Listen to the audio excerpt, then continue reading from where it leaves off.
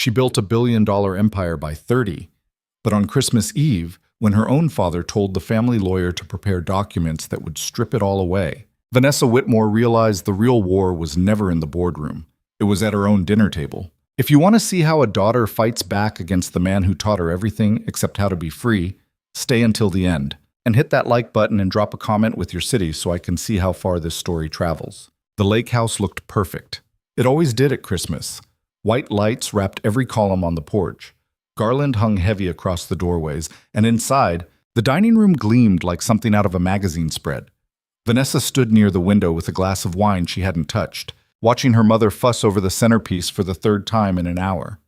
"Vanessa, darling, you're blocking the light." "Awesome." She moved without arguing. That was the dance here. Small corrections, gentle dismissals, an endless series of moments where she was always slightly in the way. Her younger sister Claudia sat near the fireplace, laughing at something their cousin said. Claudia had flown in from Paris that morning, and their mother hadn't stopped talking about it since. The gallery opening, the new apartment, the architect boyfriend who sent flowers ahead of her arrival. Vanessa had listened to every detail while reviewing acquisition reports on her phone, nodding at the appropriate intervals. "You're distracted again," her mother said quietly as she passed. Vanessa smiled. "Just work. It's Christmas Eve." "I know." Her mother's expression flickered with something that might have been concern, but it passed quickly. She touched Vanessa's shoulder, more reflex than affection, and moved toward the kitchen to check on dinner. Vanessa took a breath and looked around the room. Extended family filled the space. Uncles, cousins, family friends who had known the Whitmores for decades. Everyone comfortable, everyone belonging. She felt like a guest. Her father stood near the bar, talking to Richard Langford, the family attorney. They'd been huddled together for 20 minutes, voices low, papers spread across the side table.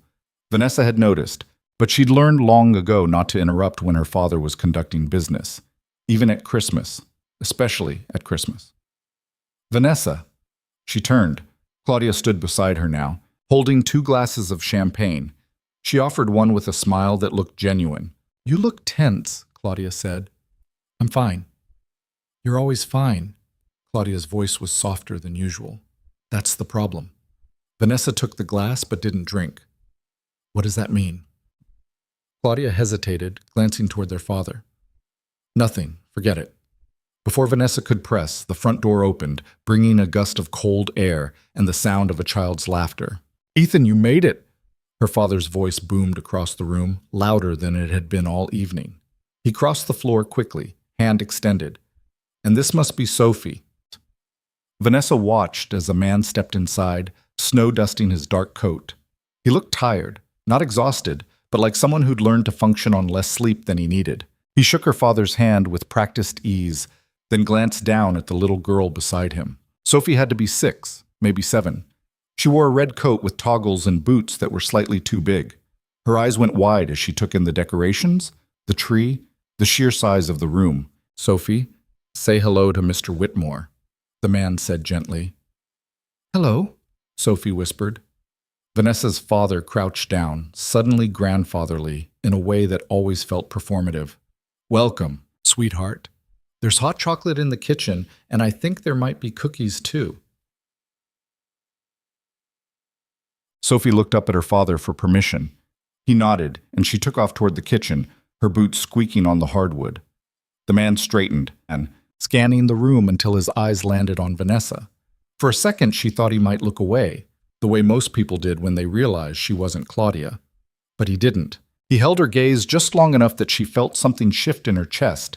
Not attraction exactly, but recognition. Like he saw her. "Ethan Cole," her father said, steering him into the room. "Financial consultant. He's been helping me review some of the estate planning documents. Brilliant mind. You'll like him." Her father never said things like that unless he wanted something. Ethan shook hands with a few of the guests, polite but not overly warm. Vanessa noticed he didn't smile much. When he did, it looked like it cost him something. Dinner was announced, and everyone moved toward the long table that had been set with her mother's best china. Vanessa found herself seated across from Ethan, with Sophie on his left, carefully smoothing her napkin across her lap. Claudia sat beside Vanessa, radiant in a cream sweater that probably cost more than most people's rent. Their father sat at the head of the table, their mother at the opposite end, and the room filled with the comfortable hum of family conversation. Vanessa picked at her salad. "So, Ethan," her mother began, voice bright with practiced curiosity, "your wife couldn't join us?" The table went quiet for half a beat. Ethan didn't flinch. "I'm widowed, Mrs. Whitmore." "Oh." Her mother's smile faltered. "I'm so sorry, I didn't know." "It's fine." Ethan glanced at Sophie, who had gone very still. He reached over and squeezed her hand once, quick and reassuring. "It's been a few years." Vanessa watched the exchange, the silent communication between father and daughter. Sophie relaxed slightly, returning her attention to her plate. "Well," Vanessa's father cut in smoothly, "Ethan's done exceptional work for us. Very thorough, very precise." Ethan gave a slight nod, uncomfortable with the praise. "What kind of work?" Claudia asked, genuine interest in her voice. "Estate planning, mostly," Ethan said. "Reviewing financial structures, updating trusts, making sure everything is legally sound." "Sounds dull," one of the cousins joked. Ethan's mouth twitched. "It can be, but necessary," Vanessa's father added, his tone turning serious. "Especially when you're managing assets the size of what this family oversees. You can't be too careful." Vanessa felt something cold settle in her stomach. Her father only talked like that when he was building toward something. The conversation shifted, moving to Claudia's gallery, her boyfriend, her upcoming show in Milan. Vanessa half listened, answering questions when they were directed at her, but her mind kept drifting back to the stack of papers she'd seen her father reviewing with Richard earlier. "And what about you, Vanessa?" her aunt asked from down the table. "Still running that real estate company?" "Yes," Vanessa said simply. "She's doing more than running it," her father said, his voice carrying that edge of pride that never quite felt real. "Vanessa's expanded into international markets. 12 countries now, isn't it?" 14, Vanessa corrected quietly. 14. Her father smiled, but it didn't reach his eyes. "Always pushing. That's my girl." Claudia shifted beside her, and Vanessa caught the flicker of discomfort on her sister's face. "Must be exhausting," her mother said lightly. "All that travel. It's part of the job."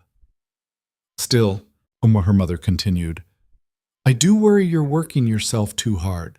You look thin." Vanessa set down her fork. "I'm fine, Mom. I'm just saying you should take care of yourself." Claudia always makes time for balance. Yoga, meditation, you should try it. Claudia looked down at her plate. Vanessa felt the familiar tightness in her chest, the feeling of being evaluated and found wanting in the smallest, quietest ways. It wasn't cruel. It was never cruel.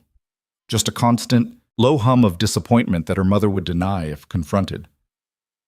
"I think Vanessa's doing just fine," Ethan said. The table went quiet again. Vanessa looked up, surprised. Ethan wasn't looking at her. He was cutting Sophie's chicken into smaller pieces, his tone casual, like he'd simply stated a fact. Her father raised an eyebrow. "Well, of course she is. I just mean," Ethan continued, still not looking up, "running a company that size takes more than balance. It takes focus, discipline. And from what I've seen in the financials, she's built something pretty remarkable." Vanessa's mother smiled tightly. "We're very proud." But Vanessa barely heard her. She was staring at Ethan, trying to figure out if he knew what he'd just done, if he understood that no one in this room ever defended her, not even in something as small as this. Ethan glanced up then, meeting her eyes for just a second. There was no apology in his expression, no discomfort, just a quiet acknowledgement, like he knew exactly what this table felt like. Dinner continued. Dessert was served, some elaborate chocolate tart her mother had ordered from a bakery in the city. Sophie's eyes lit up when she saw it, and Vanessa found herself watching the little girl instead of eating her own slice. "Do you like it?" Vanessa asked quietly. Sophie looked up, startled to be addressed. She nodded, a smudge of chocolate on her lip. "It's really good," Sophie whispered. Vanessa smiled. It felt strange on her face, like a muscle she hadn't used in a while. After dinner, people drifted into the living room. Someone put on music, and her father poured scotch for the men while her mother served coffee. Vanessa stood near the window again, looking out at the frozen lake. "You don't like these things, do you?" She turned. Ethan stood a few feet away, hands in his pockets. "Is it that obvious?" Vanessa asked. "Only to someone who feels the same way." She studied him for a moment. He didn't look uncomfortable exactly, but there was a guardedness to him, like he was used to being on the outside. "Your daughter's sweet," Vanessa said. Ethan's expression softened. "She is." "Does she come to a lot of these?" "Not really. Your father invited us last minute. Said it would be good for her to be around family during the holidays." He paused. "Even if it's not ours." Vanessa felt a pang of something she couldn't name. That was kind of him. What? Ethan's eyes flicked toward her father, who was laughing with Richard near the fireplace. "Maybe." The word hung between them. "You don't trust him," Vanessa said quietly. Ethan didn't answer right away. When he did, his voice was careful. "I don't trust anyone who hires me to find problems and then gets upset when I do." Vanessa's pulse quickened. "What kind of problems?" Before Ethan could respond, Claudia appeared at Vanessa's side, slightly unsteady. She'd had more wine than usual. "There you are," Claudia said, looping her arm through Vanessa's.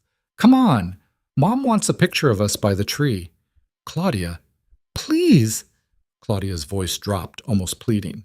"Just one picture where we look like we actually like each other." Vanessa let herself be pulled toward the tree, where her mother was already positioning the photographer, a cousin with an expensive camera. "Stand closer," her mother instructed. "Vanessa, fix your hair. Claudia, turn a bit to the left." "Perfect." Ich bin Satz. The camera flashed. "Now one with both my beautiful daughters," her father said, stepping into the frame. Vanessa felt his hand on her shoulder, heavy and possessive. The camera flashed again. "Beautiful," her mother said, smiling at the screen. Vanessa glanced back toward the window. Ethan was still standing there, watching. Not the camera. Not Claudia. Her. Later, when most of the guests had left and Sophie had fallen asleep on the couch, Vanessa found herself alone in her father's study. She hadn't meant to go in there. She'd been looking for her coat, but the door was open and the light was on. The papers were still on the desk. She stepped inside, heart pounding. She told herself she was just curious, that she had every right to know what her father was planning. But as she scanned the documents, her hands started to shake. Contingency clauses, performance reviews, management assessments. Legal language that boiled down to one thing. If her father decided she was mismanaging the company, he could take it back. All of it. "Find something interesting?" She spun around. Her father stood in the doorway, glass of scotch in hand. "What is this?" Vanessa's voice was steadier than she felt. "Precautions," her father said simply. He stepped into the room, closing the door behind him. "You've expanded aggressively, Vanessa. 14 countries, billion-dollar projects. It's impressive, but it's also risky. I know how to manage risk. I'm sure you think you do." He sat down behind the desk, looking at her like she was a business problem to solve. "But you're young, and the mistakes you make now could destroy everything I built." "Everything you built?" Vanessa's voice rose. "I've tripled the company's value in 5 years. With my capital, my reputation, my connections." He leaned back in his chair. "I'm not trying to undermine you, Vanessa. I'm trying to protect you. By making sure you can take it away whenever you want. By making sure you don't lose it first." Vanessa stared at him, and for the first time in her life she saw him clearly. Not as a father, not as a mentor, but as a man who had never believed she could succeed without him. "I need some air," she said. She walked out before he could respond. Outside, the cold bit through her dress. She stood on the porch, gripping the railing, trying to breathe. The door opened behind her. "You'll freeze out here." "Ethan," he held out her coat. She took it, pulling it around her shoulders. "Thanks." He stood beside her, silent for a moment. Then, "I saw the documents." Vanessa looked at him sharply. "That's what he hired me to review," Ethan continued. "I told him they were legally sound. I didn't tell him they were right." "Why are you telling me this?" "Because you should know." Ethan's voice was quiet but firm. And because I think you already suspected. Vanessa closed her eyes. He's my father. I know, Ma. He's supposed to... Her voice broke. She stopped, hating the vulnerability in it. Yeah, Ethan said softly. He is. They stood there in silence, the snow falling around them. Inside, the house glowed warm and perfect. Outside, the world felt sharp and cold and real. What do I do? Vanessa asked finally. Ethan didn't answer right away. When he did, his voice was careful. You fight, or you let him win. There's no middle ground with men like that. Vanessa turned to look at him. You sound like you know. I do. Ethan's jaw tightened. My daughter's mother, my wife, her family tried to take Sophie from me after she died, said I wasn't capable, that I was too broken to raise a child alone. He paused. I spent 2 years in court proving them wrong. Did you win? Yes. He met her eyes.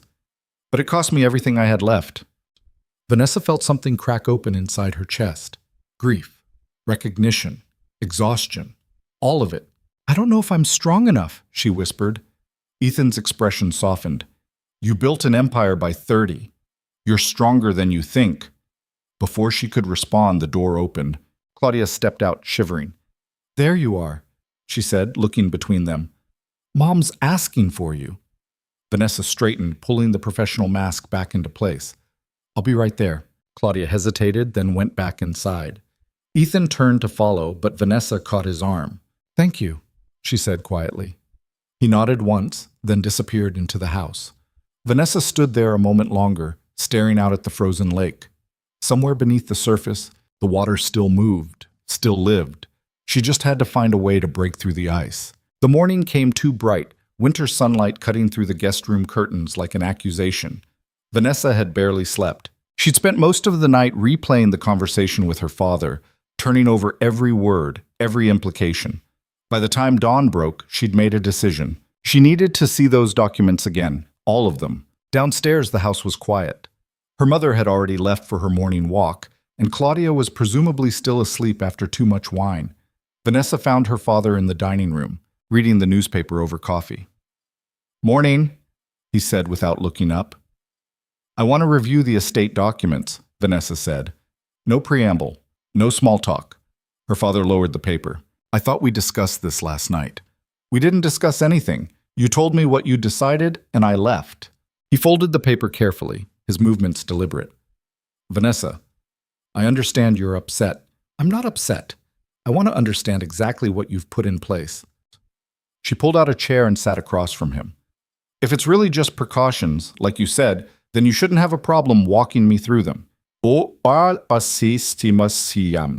father studied her for a long moment. Then he stood, walking to the sideboard where he poured himself more coffee. Ethan will be here at 9. He can explain the technical details better than I can. Ethan works for you. He works for the family. Her father turned, cup in hand.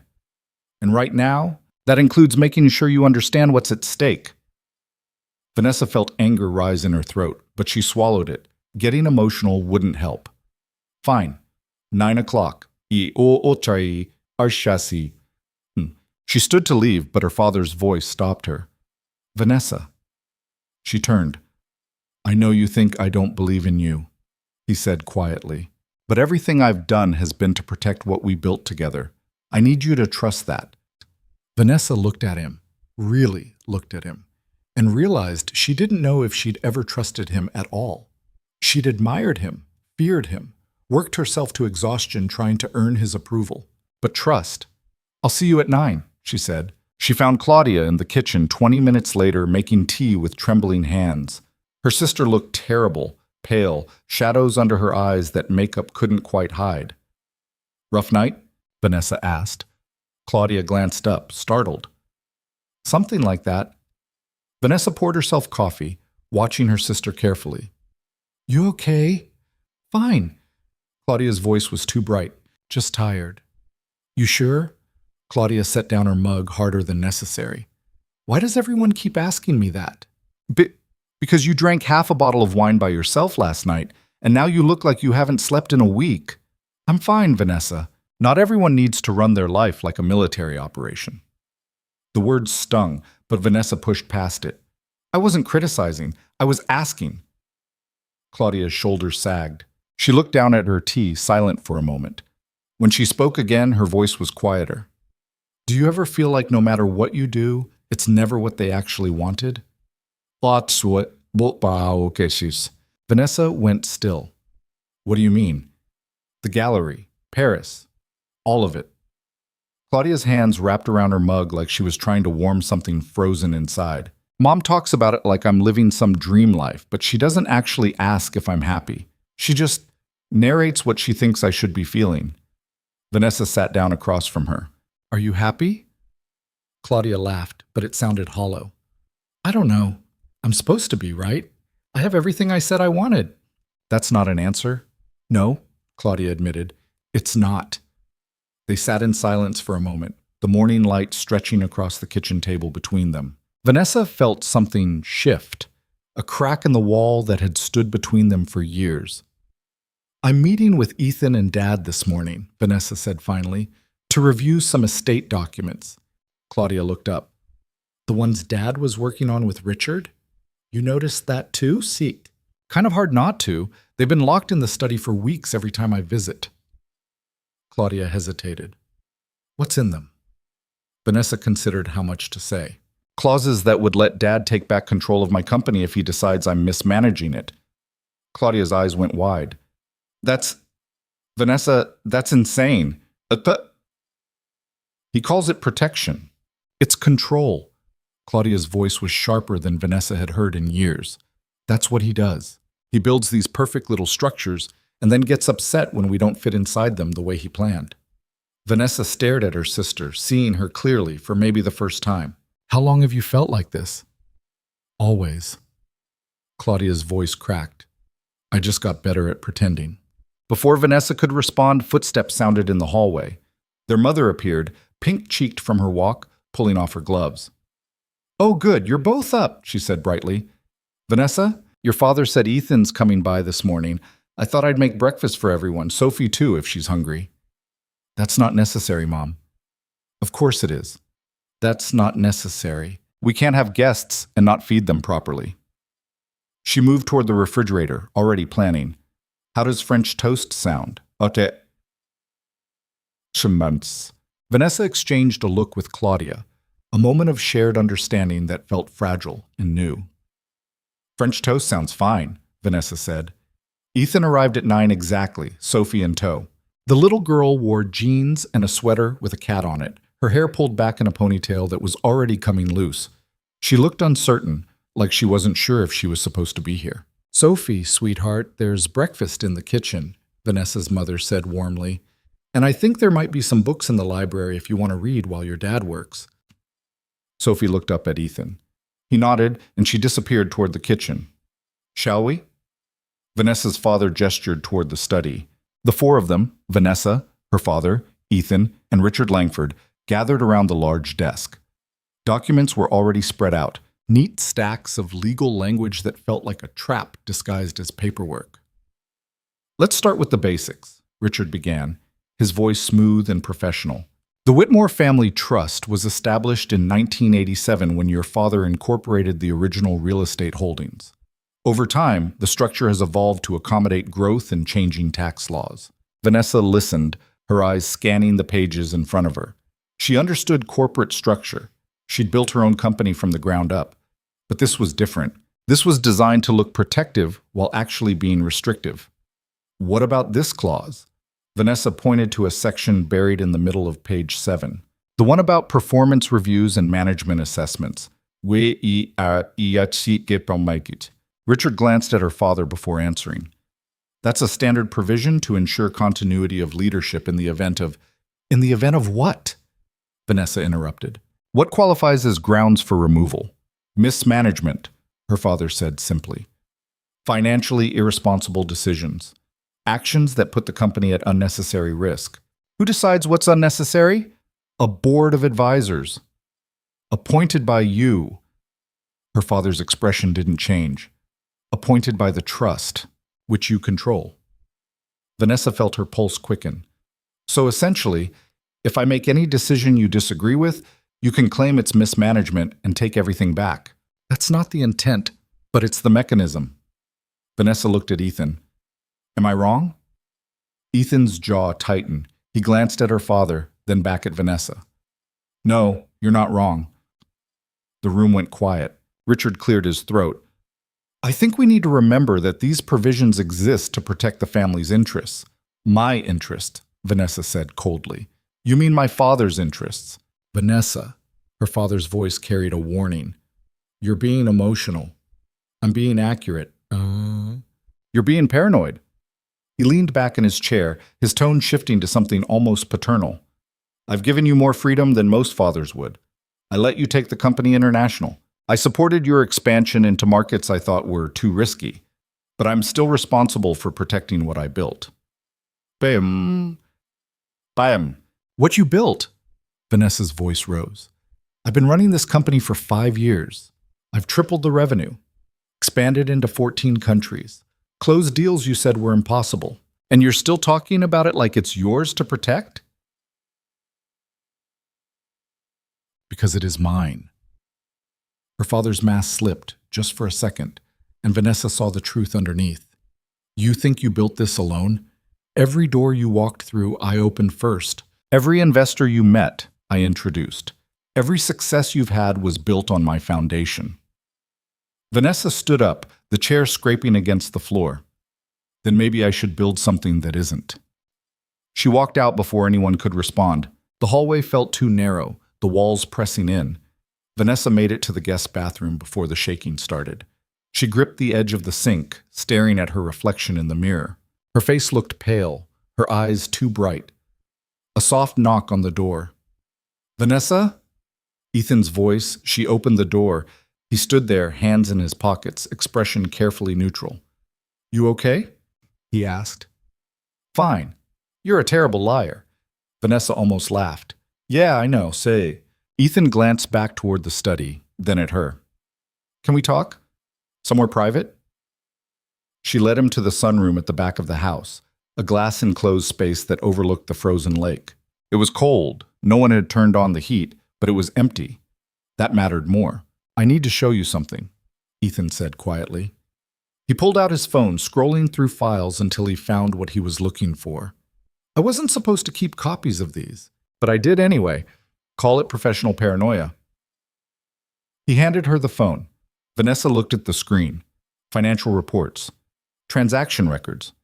Shell companies with names she didn't recognize. What am I looking at? She asked. Your overseas project in Singapore. The mixed-use development you're building on the waterfront. I know what it is. Then you should know it's been sabotaged. Vanessa's head snapped up. What? Ethan took the phone back, pulling up another document. 3 months ago, your zoning permits were delayed by the city planning board. You probably thought it was just bureaucratic slowdown. It was. No, it was orchestrated. Ethan showed her a series of emails, financial transfers between accounts.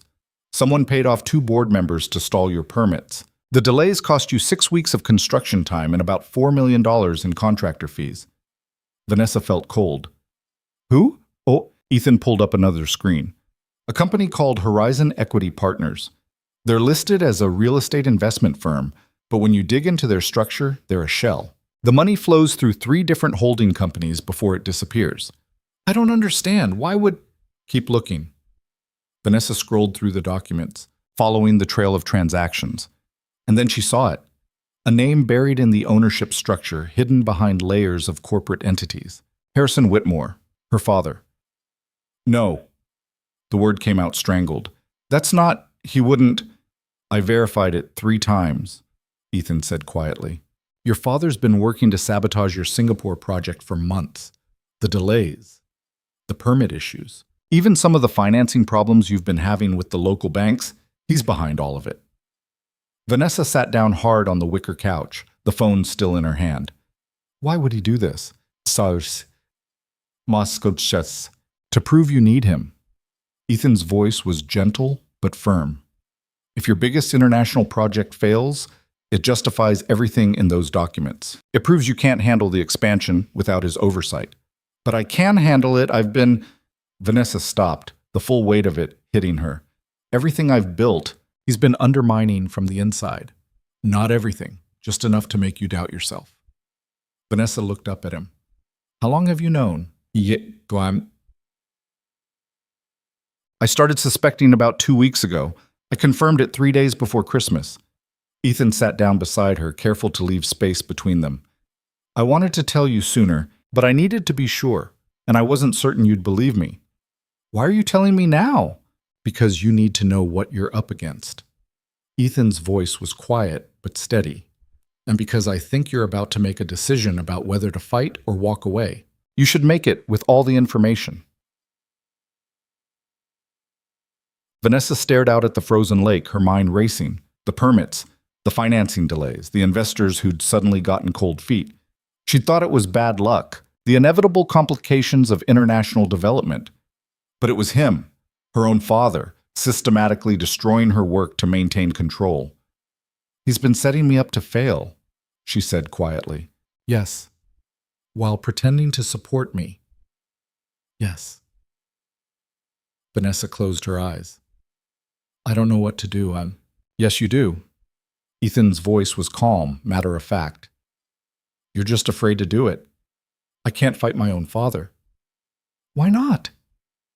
Because he's... Vanessa's voice broke. Because he's all I've been trying to prove myself to my entire life. If I fight him, if I win, then what was it all for? Ethan was quiet for a moment. When he spoke, his voice was softer. My wife's family tried to take Sophie from me after she died. They said I was too unstable, too broken. They had lawyers, money, connections, everything I didn't have. Vanessa looked at him. I spent 2 years fighting them, Ethan continued. I liquidated everything I owned, took jobs I hated, slept in my car some nights because I couldn't afford rent and legal fees. And the whole time, I kept thinking maybe they were right. Maybe I wasn't good enough. Maybe Sophie deserved better than a father who was barely holding it together. But you won. I won, Ethan agreed. But not because I convinced them I was good enough. I won because I stopped trying to prove myself to people who were never going to see me clearly anyway. I fought because Sophie deserved a father who wouldn't give up on her, not because I needed their approval. Vanessa felt something crack inside her chest, the same thing that had been breaking since last night, only sharper now. You think I'm trying to prove myself to someone who's never going to see me? She said quietly. I think you already know the answer to that.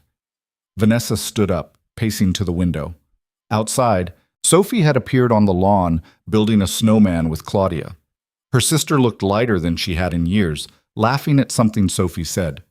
If I do this, Vanessa said slowly, if I actually fight him, it's going to get ugly. Probably. He'll use everything he has against me. Definitely. I could lose. Ethan stood, crossing to stand beside her at the window. You could, but you'll definitely lose if you don't fight. Vanessa watched her sister and Sophie for a moment longer. Then she turned to Ethan. I need copies of everything you found. Every document, every transaction, every email. Can you do that? Already done. Ethan pulled a flash drive from his pocket. But Vanessa, you need to understand, if you use this, your father's going to know where it came from, and he's going to come after me too. I can't ask you to risk that. You didn't ask. I'm offering. Ethan's expression was steady, no hesitation. I told you I don't like finding problems and being told to ignore them. Your father hired me to make sure the legal structure was sound. I did my job. What you do with the information is up to you. Vanessa took the flash drive, her fingers closing around it. Vanessa took the... It felt heavier than it should have. Thank you, she said quietly. Don't thank me yet. This is about to get a lot worse before it gets better. They walked back inside together. The house felt different now, less like a home and more like a battlefield she'd been fighting on without realizing it. Her father was waiting in the hallway. Vanessa, we need to finish our conversation, he said. No, we don't. Vanessa kept walking, heading toward the stairs. Vanessa? She turned, and whatever he saw in her face made him stop. I'm going back to the city, she said. I have work to do. It's Christmas Day tomorrow. Well, I know what day it is. Her father's expression hardened. If you walk out of here now, you're making a mistake. Maybe. but it'll be my mistake to make. She went upstairs, packed her bag, and left without saying goodbye to anyone except Claudia. Her sister was still outside with Sophie, and when Vanessa told her she was leaving, Claudia just nodded. "Be careful," Claudia said quietly. "Of what?" "Of underestimating what he's willing to do to win." Vanessa looked at her sister, seeing the years of quiet observation, the survival strategies she'd built. "You've known what he's like this whole time, haven't you?" "I chose a different strategy than you did," Claudia said. "I gave him what he wanted so he'd leave me alone. You kept trying to earn something he was never going to give you." She paused. "I'm not sure either of us won." Vanessa hugged her sister, quick and awkward but real. Then she walked to her car. Ethan was loading Sophie into his truck when Vanessa pulled out of the driveway. He caught her eye through the window, gave a small nod. She nodded back. Then she drove away from the lake house, watching it disappear in her rearview mirror. The city looked gray and cold when she arrived 3 hours later. Vanessa went straight to her apartment, a penthouse in a building she'd developed herself. It was beautiful, floor-to-ceiling windows, designer furniture, artwork she'd collected from auctions. But it felt empty in a way she usually managed to ignore. She made coffee, opened her laptop, and plugged in the flash drive. The first document that opened was a financial report from Horizon Equity Partners. The second was an email chain between her father and someone named Marcus Chen discussing pressure points in the Singapore project.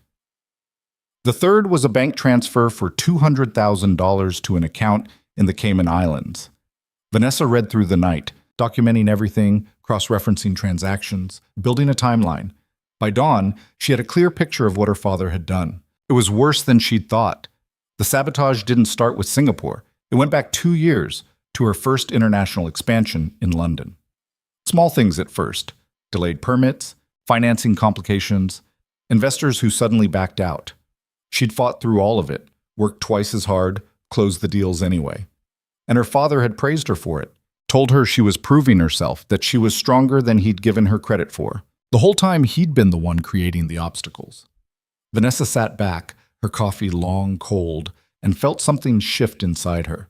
Not anger exactly, something colder, more focused. Her phone rang. "Claudia." "You made it back okay?" her sister asked. "Yeah." "Good." Claudia hesitated. "Dad's asking where you went. I told him you had a work emergency." "Thanks." "Vanessa, what are you going to do?" Vanessa looked at the document spread across her screen, the evidence of years of manipulation. "I'm going to fight." "How?" "However I have to." Claudia was quiet for a moment. "If you need help, I know. Thank you." After she hung up, Vanessa made another call. Her own lawyer, a woman named Patricia Reeves, who'd helped her structure her company from the beginning. "Vanessa, it's Christmas," Patricia said, sounding groggy. "I know. I'm sorry, but I need you to come to my office first thing tomorrow morning. There's something I need to show you." Patricia must have heard something in her voice because she didn't argue. "Gee, what's this about?" "My father's been sabotaging my business. I have proof, and I need to know what my options are." Jesus. "Okay, I'll be there at 8. Vanessa spent the rest of Christmas Day building her case, documenting everything, preparing for a war she'd never wanted but could no longer avoid. Her phone buzzed with a text. "Ethan, how are you holding up?" She stared at the message for a moment, then typed back. "Still standing, barely. That's all you need to do today. Stand." Vanessa felt an unexpected warmth in her chest. "Thank you for everything." "Sophie wants to know if you've ever built a snowman." Despite everything, Vanessa smiled. "Tell her not since I was her age." "She says that's too long and you should fix it soon." "I'll work on it." "Good. Get some rest. Tomorrow's going to be hard." Vanessa set down her phone and looked out at the city lights. Somewhere out there, her father was probably doing exactly what she was doing, planning his next move, fortifying his position, preparing for a fight he still didn't realize she was ready to have. She thought about Ethan's words. "You already know what you have to do. You're just afraid to do it." He was right. Vanessa picked up her phone and called Patricia back. "I need you to do something else," she said when her lawyer answered. "Find me a forensic accountant, someone who can trace financial crimes through offshore accounts and shell companies, someone who doesn't scare easily." Patricia was quiet for a second. You're really doing this? Yes. Okay, I know someone. He's expensive. I don't care what it costs. Vanessa's voice was steady, calm. I want every document, every transaction, every lie he's told traced back to the source. And I want it done right, so when I move against him, there's no room for him to maneuver out of it. Vanessa, you understand what this means? If you go after your own father like this, I know exactly what it means, Vanessa said. And I'm done pretending I don't. She hung up and sat in the silence of her expensive, empty apartment, watching the sun rise over a city she'd conquered through sheer force of will. For the first time in her life, Vanessa Whitmore wasn't trying to prove herself to anyone. She was just trying to survive. Patricia Reeves arrived at Vanessa's office at 7:45, carrying 2 coffees and a leather briefcase that looked older than both of them combined. She set 1 cup on Vanessa's desk without asking if she wanted it. You look terrible, Patricia said. Thanks. I mean it. When's the last time you slept? But Vanessa glanced at her computer screen, where she'd been working for the past 6 hours. Does it matter? Patricia sat down, crossing her legs. She was in her 50s, sharp-eyed and sharper-tongued, with gray hair she'd stopped dyeing years ago. Vanessa had hired her because she didn't sugarcoat anything, and she won cases other lawyers wouldn't touch. Show me what you have, Patricia said. Vanessa turned her laptop around. For the next hour, Patricia read through everything. The shell companies, the sabotaged permits, the financial transfers, the email chains. She didn't speak, didn't react, just read, occasionally making notes on a legal pad. When she finally looked up, her expression was grim. This is worse than I thought, Patricia said. Can we use it, Maracas? In court? Absolutely. But Vanessa, you need to understand what you're walking into. Your father isn't just going to roll over because you have evidence. He's going to fight dirty. And he has resources you don't. Like what? Like 40 years of business relationships, political connections, judges who owe him favors, investors who'll side with him just to stay in his good graces. Patricia leaned forward. And he has something else you don't. He's willing to destroy you to win. Vanessa felt the weight of that settle in her chest. You think I should walk away?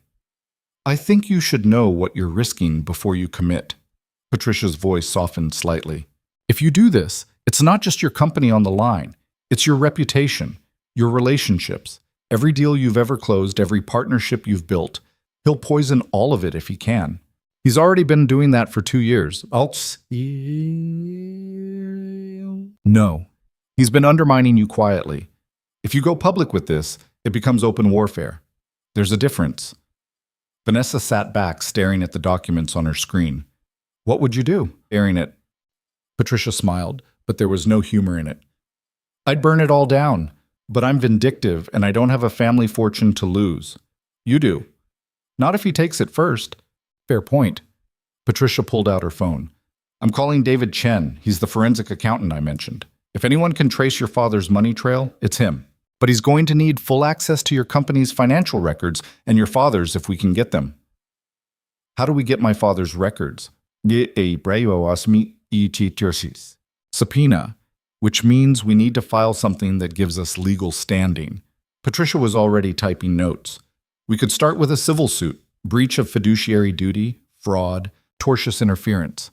Once we're in litigation, we can compel document production. How long will that take? Months. Maybe a year if he fights discovery, which he will. Patricia looked up. Unless you have another way in. Vanessa thought for a moment. Then she picked up her phone and scrolled through her contacts until she found the name she was looking for. Richard Langford. What are you doing? Patricia asked. Richard's been the family attorney for 20 years. He knows where every document is kept, every account, every shell company. Vanessa stared at the number. And he's the one who drafted those clauses in the trust. You think he'll help you? No, but I think he'll take a meeting if I ask.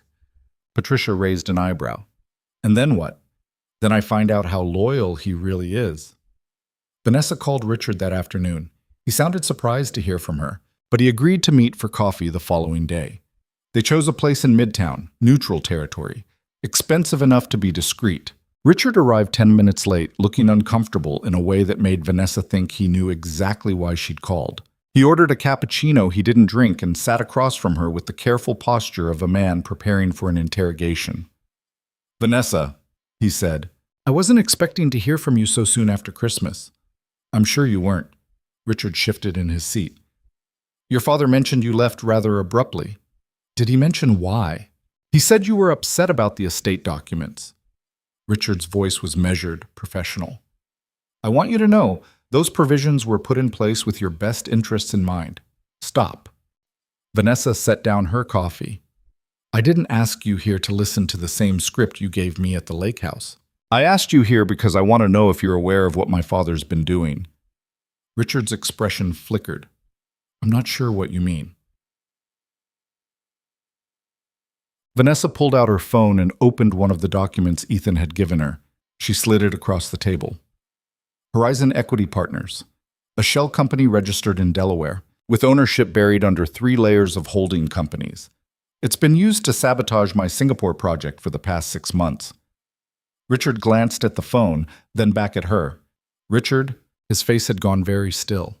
"Did you help him set it up?" Vanessa asked quietly.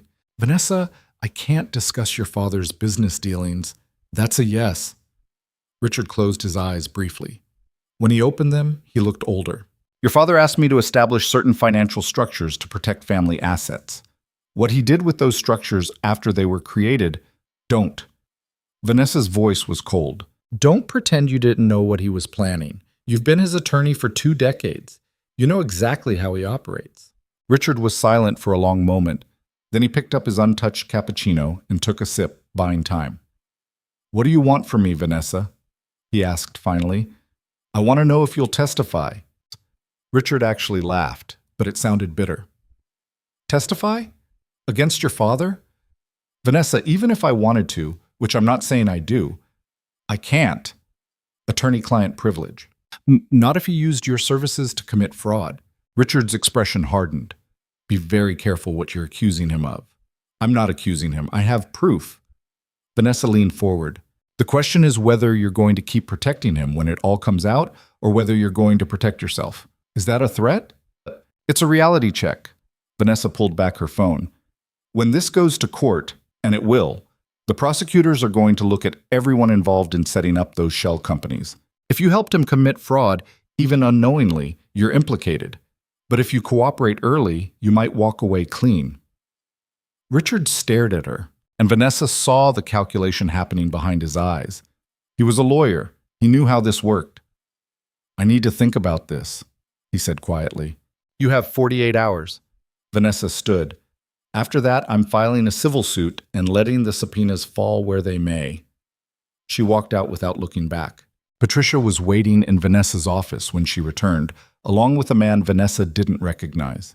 He was younger than she'd expected, maybe 40, with wire-rimmed glasses and the kind of intense focus that made him look like he was always solving a puzzle in his head. "Vanessa Whitmore, David Chen," Patricia said. "David's the forensic accountant I mentioned." David stood, shaking her hand with a grip that was firmer than his slight build suggested. "Ms. Whitmore, I've reviewed the preliminary documents Patricia sent over. This is going to be complicated." "How complicated?" "Your father's been moving money through offshore accounts for at least 3 years, possibly longer. The shell companies are layered deliberately to obscure ownership.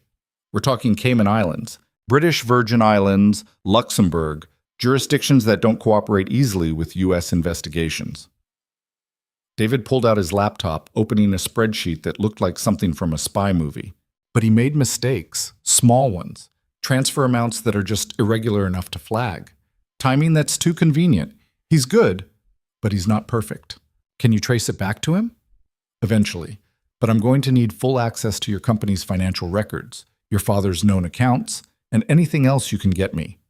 Bank statements, tax returns, corporate filings. The more data I have, the clearer the picture becomes." Vanessa nodded. "Whatever you need." David smiled slightly. "Fair warning, this is going to get expensive. My retainer alone is $50,000, and depending on how deep this goes, we could be looking at another 100. maybe $200,000 in total fees. I don't care what it costs. Most people say that until they see the first invoice. I'm not most people. David exchanged a look with Patricia, then nodded. Okay, then let's get started. They worked through the afternoon, David asking questions, Vanessa pulling up records, Patricia taking notes on legal strategy. By evening, they had the framework of a case. It wasn't complete.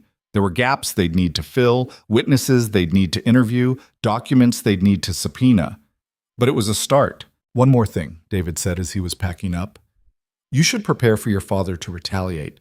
Men like him don't react well to being cornered. He's going to try to discredit you before you can discredit him. How? See, any way he can. Publicly questioning your competence, spreading rumors about your mental health, turning your business partners against you. David's expression was serious. I've seen it before. People think financial crimes are clean, just numbers on a page, but they get personal fast. After they left, Vanessa sat alone in her office, watching the city lights blink on across the skyline. Her phone buzzed. Ethan. How'd the meeting with your lawyer go? Vanessa smiled despite everything. You're keeping tabs on me? Sophie wanted to make sure you're okay. I'm just the messenger. Tell her I'm fine. She says you're lying. Because Vanessa laughed, a real laugh that surprised her. She's smart.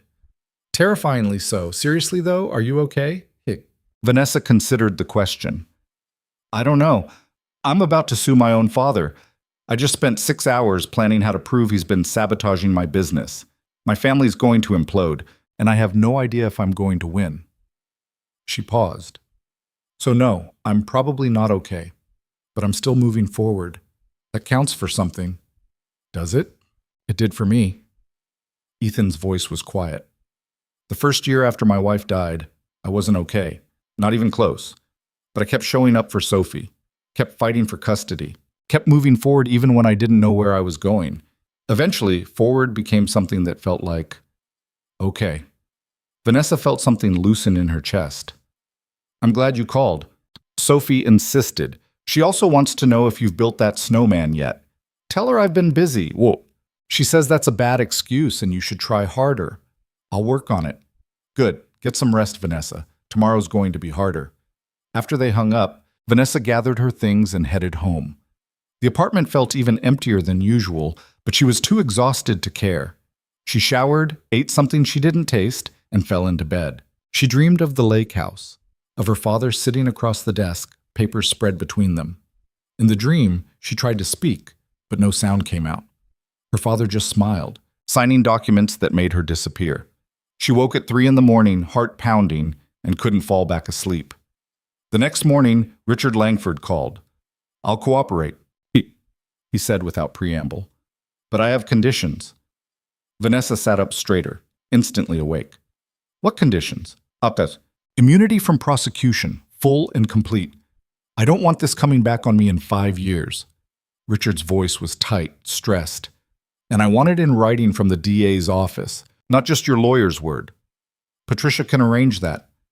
There's something else. Richard hesitated. Your father knows you met with me. I don't know how, but he called me last night. Told me to stay loyal to the family. Vanessa felt a chill. What did you say? I told him I'd think about it. But Vanessa, he's already moving against you. I don't know what he's planning, but he's scared. And your father doesn't scare easily. Good, Vanessa said coldly. He should be scared. She called Patricia immediately, relaying Richard's conditions. Patricia said she'd reach out to the district attorney's office, see what kind of immunity deal they could negotiate in exchange for Richard's testimony and documents. This is good, Patricia said. If Richard cooperates, we'll have an insider who can corroborate everything. That's huge. How long until we can file? Give me 2 weeks. I want all the pieces in place before we make a move. Vanessa agreed, but the waiting felt impossible. She threw herself into work, reviewing deals, taking calls with international partners, pretending everything was normal. But her mind kept drifting back to her father, to what he might be planning, to how he'd retaliate when he realized she was serious. The answer came 4 days later. Vanessa was in a meeting with her development team when her assistant knocked on the conference room door, looking panicked. I'm sorry to interrupt, but there's someone here from the SEC. They're asking to speak with you immediately. Vanessa's stomach dropped. The SEC? Securities and Exchange Commission. They have a warrant. The meeting room went silent. Vanessa stood, keeping her expression neutral, even as her pulse hammered. Excuse me, we'll resume this later. She walked to the reception area where two agents in suits were waiting, a man and a woman, both holding badges and expressions that said this wasn't a friendly visit. Vanessa Whitmore? The woman asked. Yes. I'm Agent Carlson. This is Agent Diaz. We have a warrant to seize financial records related to your company's international operations. She held out a document. Specifically, transactions related to your Singapore development project. Vanessa took the warrant, scanning it quickly. Her hands were steady, but her mind was racing. On what grounds? We've received information suggesting possible securities fraud and misrepresentation of financial status to investors. Agent Carlson's tone was professional, detached. We'll need access to your servers, your accounting records, and any correspondence related to fundraising for the Singapore project. This is a mistake, Vanessa said carefully. My company has never engaged in securities fraud. Then you have nothing to worry about. Agent Diaz stepped forward. But we still need those records. Vanessa knew she couldn't refuse, not without making things worse. I'll have my IT department give you access, but I'm calling my lawyer. That's your right. Vanessa walked back to her office, closed the door, and called Patricia. The SEC just showed up with a warrant, she said the moment Patricia answered. They're saying someone reported me for securities fraud in Singapore, Patricia swore. Your father moved faster than I expected. What do I do? Cooperate fully. Give them everything they ask for. Do not, under any circumstances, talk to them without me present. I'm on my way. The next 6 hours were a nightmare. Agents went through Vanessa's office, her files, her computer. They questioned her staff, seized hard drives, copied emails. Patricia arrived within the hour and sat beside Vanessa through every interview, cutting off questions that veered into dangerous territory. By the time the agents left, it was past midnight. The office looked like it had been ransacked, drawers open, files scattered, the hum of computers still running as forensic software copied data. Vanessa sat in her desk chair, staring at nothing. This was him, she said quietly. Patricia nodded. Almost certainly. He filed a complaint with the SEC, probably claiming you misrepresented your financial position to investors. It's baseless, but it doesn't matter. The investigation alone is enough to damage your reputation. Can we prove he did this? Eventually, maybe.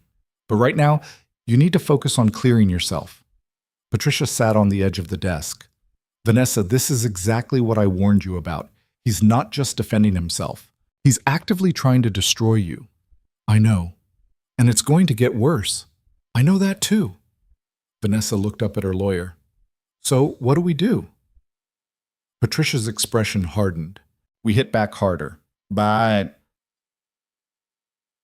the next morning, Vanessa walked into her office to find her senior team waiting.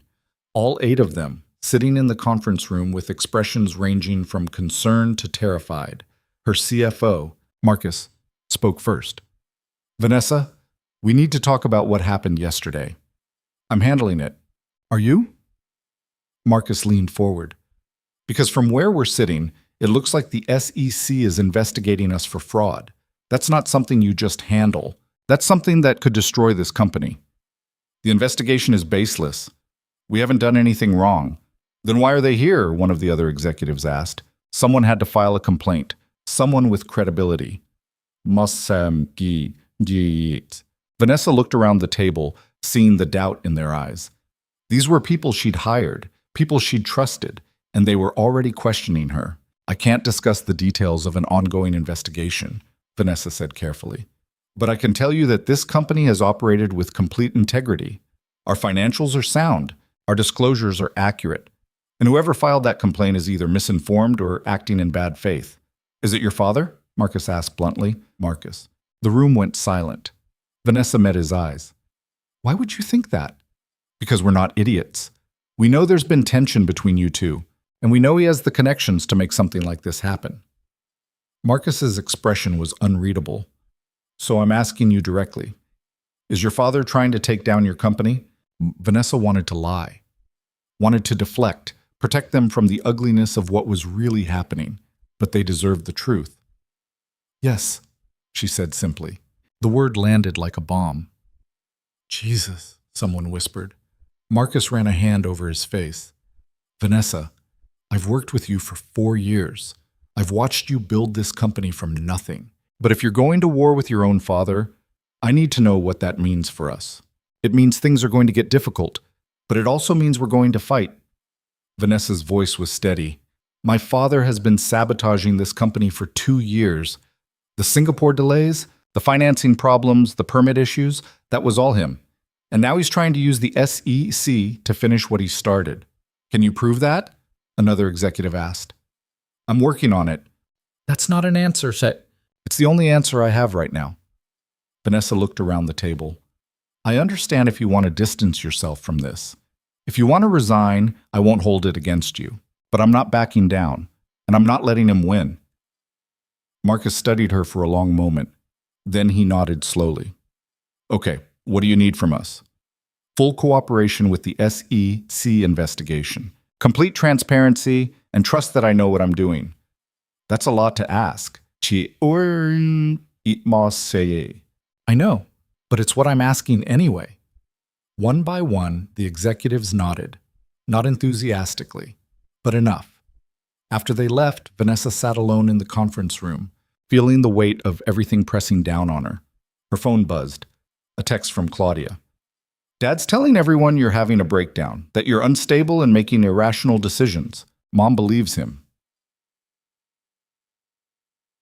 Vanessa stared at this message, feeling something cold and sharp settle in her chest. This was the playbook. Discredit her competence, question her mental health, paint her as someone who couldn't be trusted to run her own company. She texted back, Are you okay? No, but I'm still on your side. Vanessa closed her eyes, feeling a rush of gratitude for her sister. Then she called Patricia. He's spreading rumors about my mental health, Vanessa said. Telling people I'm unstable. Patricia didn't sound surprised. We expected this. It's classic character assassination. Can we stop it? Not easily, but we can document it. Every conversation, every rumor, every attempt to undermine you. When we go to court, it all becomes evidence of his pattern of behavior. How long until we can file? 1 week. Maybe less if Richard comes through with the documents he promised. Make it less, Vanessa said. I'm done waiting, Mom. That evening, Vanessa's phone rang. Unknown number. She almost didn't answer, but something made her pick up. Hello? Vanessa. Her father's voice calm and cold. I think we need to talk. Vanessa's grip tightened on the phone. I don't have anything to say to you. That's unfortunate, because I have quite a lot to say to you. He paused. I know what you're planning. The lawsuit. The forensic accountant. Richard's sudden attack of conscience. Then you know I'm serious. I know you're making a mistake. Her father's voice hardened. You think you can win this? You think you can go up against me and come out intact? I guess we'll find out. Vanessa, listen to me very carefully. If you file that lawsuit, I will destroy everything you've built. Every partnership, every deal, every relationship you have in this industry, I will poison all of it. And when I'm done, no one will touch you. You'll be finished. Vanessa felt anger rise in her throat, hot and fierce. You've already been trying to destroy me for 2 years. At least now I'm fighting back. This isn't fighting back. This is suicide. Her father's voice dropped. I gave you everything. The company, the opportunities, the platform to build something. And this is how you repay me? By dragging our family through court? You didn't give me anything, Vanessa said, her voice shaking. I earned everything I have. And you've spent the past 2 years trying to take it away because you couldn't stand that I did it without you. You did it because of me. No, I did it in spite of you. Vanessa took a breath, steadying herself. I'm done trying to prove myself to someone who was never going to see me anyway. I'm filing that lawsuit, and I'm going to win. You'll regret this. Yin Barshamaseting. Maybe, but at least it'll be my regret to own. She hung up before he could respond. Her hands were shaking.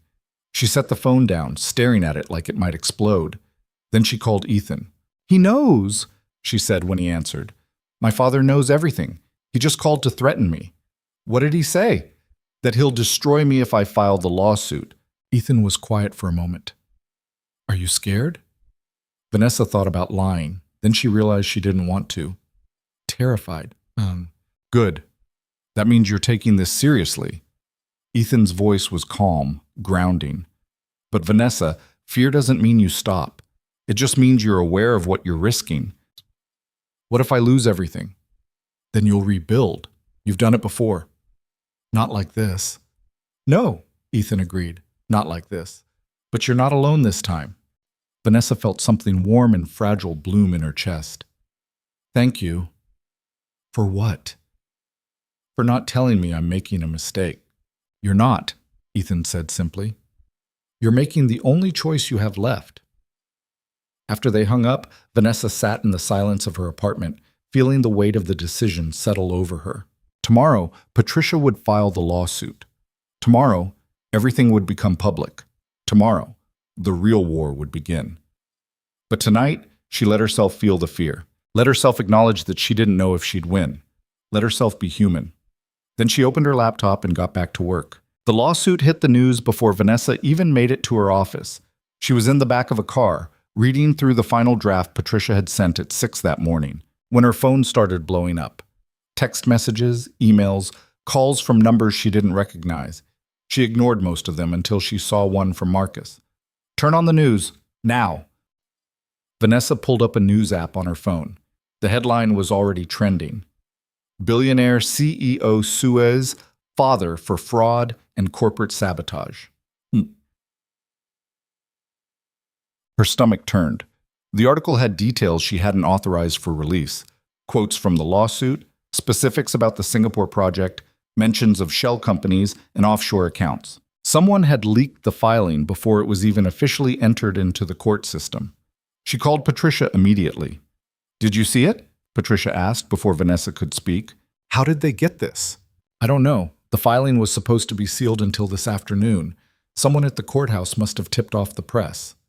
Patricia sounded furious. I'm already working on damage control. But Vanessa, this is going to be everywhere by noon. My father did this. Probably. Or someone working for him. Either way, the story's out. We need to get ahead of it. Vanessa closed her eyes, trying to think through the panic. What do you recommend? Press conference, today. You control the narrative before he does. Patricia's voice was firm. We tell your side of the story, the sabotage, the fraud, the years of manipulation. We make it clear this isn't some family squabble. This is about corporate crime. I've never done a press conference. Then it's time to learn. I'll set it up for this afternoon, 3 o'clock. That gives us time to prepare talking points and coordinate with David's findings. Vanessa wanted to argue, to find some other way, but she knew Patricia was right. If she stayed silent, her father would fill the void with his own version of events. And his version would paint her as an ungrateful daughter having a breakdown. Okay, Vanessa said, 3 o'clock. The car pulled up to her office building, where a cluster of reporters was already waiting outside. Cameras, microphones shouted questions that blurred together into white noise. Vanessa kept her head down, walking quickly through the crowd with security flanking her. Miss Whitmore, is it true you're suing your father? Are the allegations true? How long has this been going on? She made it inside without answering, but her hands were shaking by the time she reached her office. Her assistant was waiting, looking overwhelmed. There are 17 interview requests, 6 calls from business partners, and your mother is on line 3. Vanessa stopped. My mother called? She's been holding for 10 minutes. Vanessa went into her office, closed the door, and picked up the phone with a sense of dread. Mom? Vanessa. Her mother's voice was tight, controlled. I just saw the news. Please tell me this is some kind of mistake. It's not a mistake. Oh, you're actually suing your father. Your own father. Yes. For what? Some business disagreement? Her mother's voice rose slightly, the control slipping. Vanessa, do you have any idea what you've done? The entire family is calling me, the press is outside our house, and you've made us all look like… Like what? Vanessa cut in. Like a family that's been lying to each other for years? Because that's what we are, Mom. Don't you dare. Did you know? Vanessa asked. About the shell companies, the sabotage? Did you know what he was doing to my business? Her mother went silent. Answer me, Vanessa said quietly. I knew your father had concerns about your expansion, her mother said finally. He was worried you were taking on too much risk. So you knew. I knew he was trying to protect you. He wasn't protecting me. He was controlling me. There's a difference. Vanessa's voice hardened. And you let him do it. I will not be spoken to this way by my own daughter. Then hang up. The line went dead. Vanessa set the phone down, her chest tight. She'd expected anger from her mother. She hadn't expected the confirmation that her mother had known all along. A knock at the door. Marcus stepped in, looking grim. We have a problem, he said. Another one? 3 of our Singapore investors just pulled out. They're citing the lawsuit as a risk factor. Marcus handed her a printed email. And 2 of our banking partners are requesting emergency meetings to reassess our relationship. Vanessa scanned the email, feeling the ground shift beneath her. How bad is this going to get? Depends on how the market reacts. If people think you're unstable or the company's compromised, we could see a cascade. More investors pulling out, partners distancing themselves, projects stalling. Marcus sat down across from her. Vanessa, I'm not trying to scare you, but you need to understand this lawsuit isn't just personal. It's affecting the business. I know. So what's the plan? Press conference at 3. Patricia's coordinating. We're going to lay out everything. The sabotage, the fraud, all of it. Make it clear this company is solid, and I'm fighting to protect it. Marcus studied her for a moment. You're sure about this? No, but I'm doing it anyway.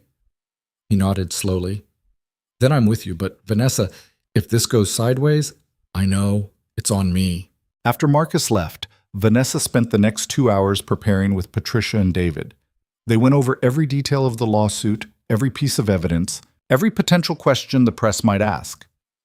David had prepared a simplified version of his findings, financial charts that showed the pattern of sabotage, timelines that connected her father's shell companies to the delays in Singapore. Keep it factual, Patricia coached. Don't get emotional. Don't attack him personally. Just lay out the evidence and let it speak for itself. What if they ask about my family? You say this is about business practices, not personal relationships. You say you're disappointed it came to this, but you have a responsibility to protect your company and your investors. What if they ask if I'm having a breakdown? Patricia's expression hardened. You look them in the eye and you say no. Then you pivot back to the facts. Don't defend yourself against bullshit allegations. Just redirect. Tremors no. At 2:45, and they moved to the conference room they'd set up for the press conference. Cameras were already positioned, reporters filling the seats, the air thick with anticipation.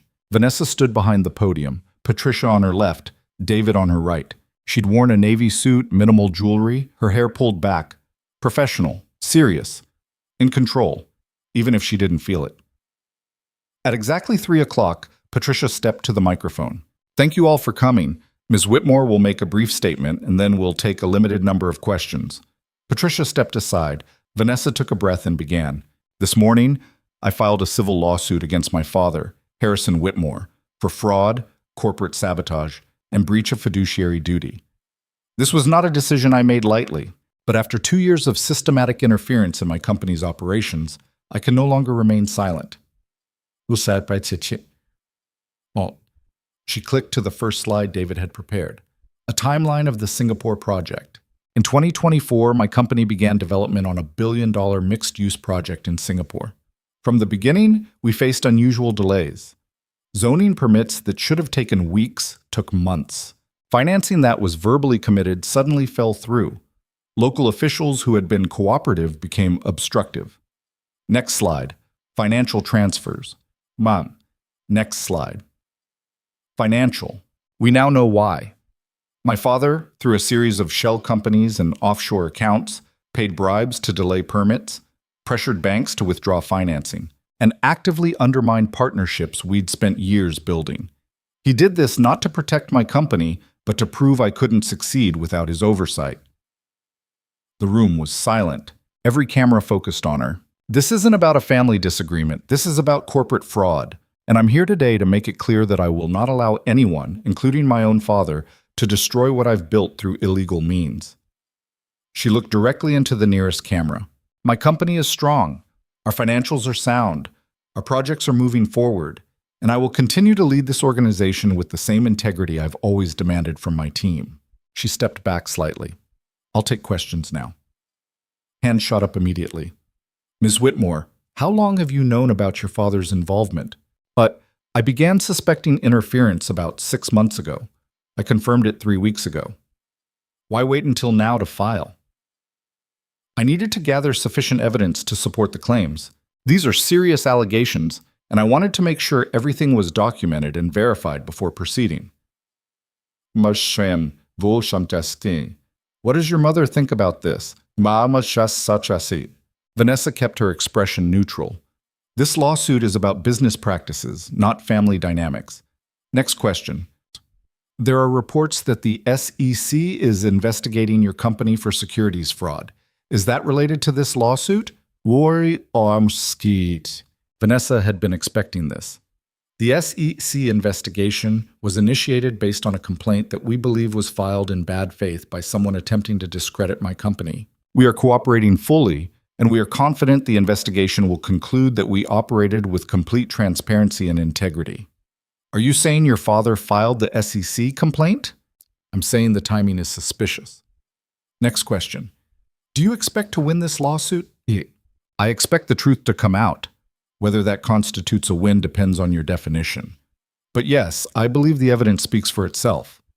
A reporter in the back stood up. Ms. Whitmore, your father's attorney just released a statement calling these allegations baseless and claiming you're experiencing a mental health crisis. How do you respond? Yes. Vanessa felt anger flash through her, but she kept her voice level. I respond by pointing to the evidence we've submitted to the court. Financial records, email correspondence, witness testimony from my father's own attorney. If my father wants to refute those facts, he's welcome to do so in court. Character assassination isn't a legal defense. Patricia stepped forward. That's all the time we have. Thank you. The reporters shouted more questions, but Vanessa walked off without answering. Once they were back in her office, she collapsed into her chair. How bad was it? She asked.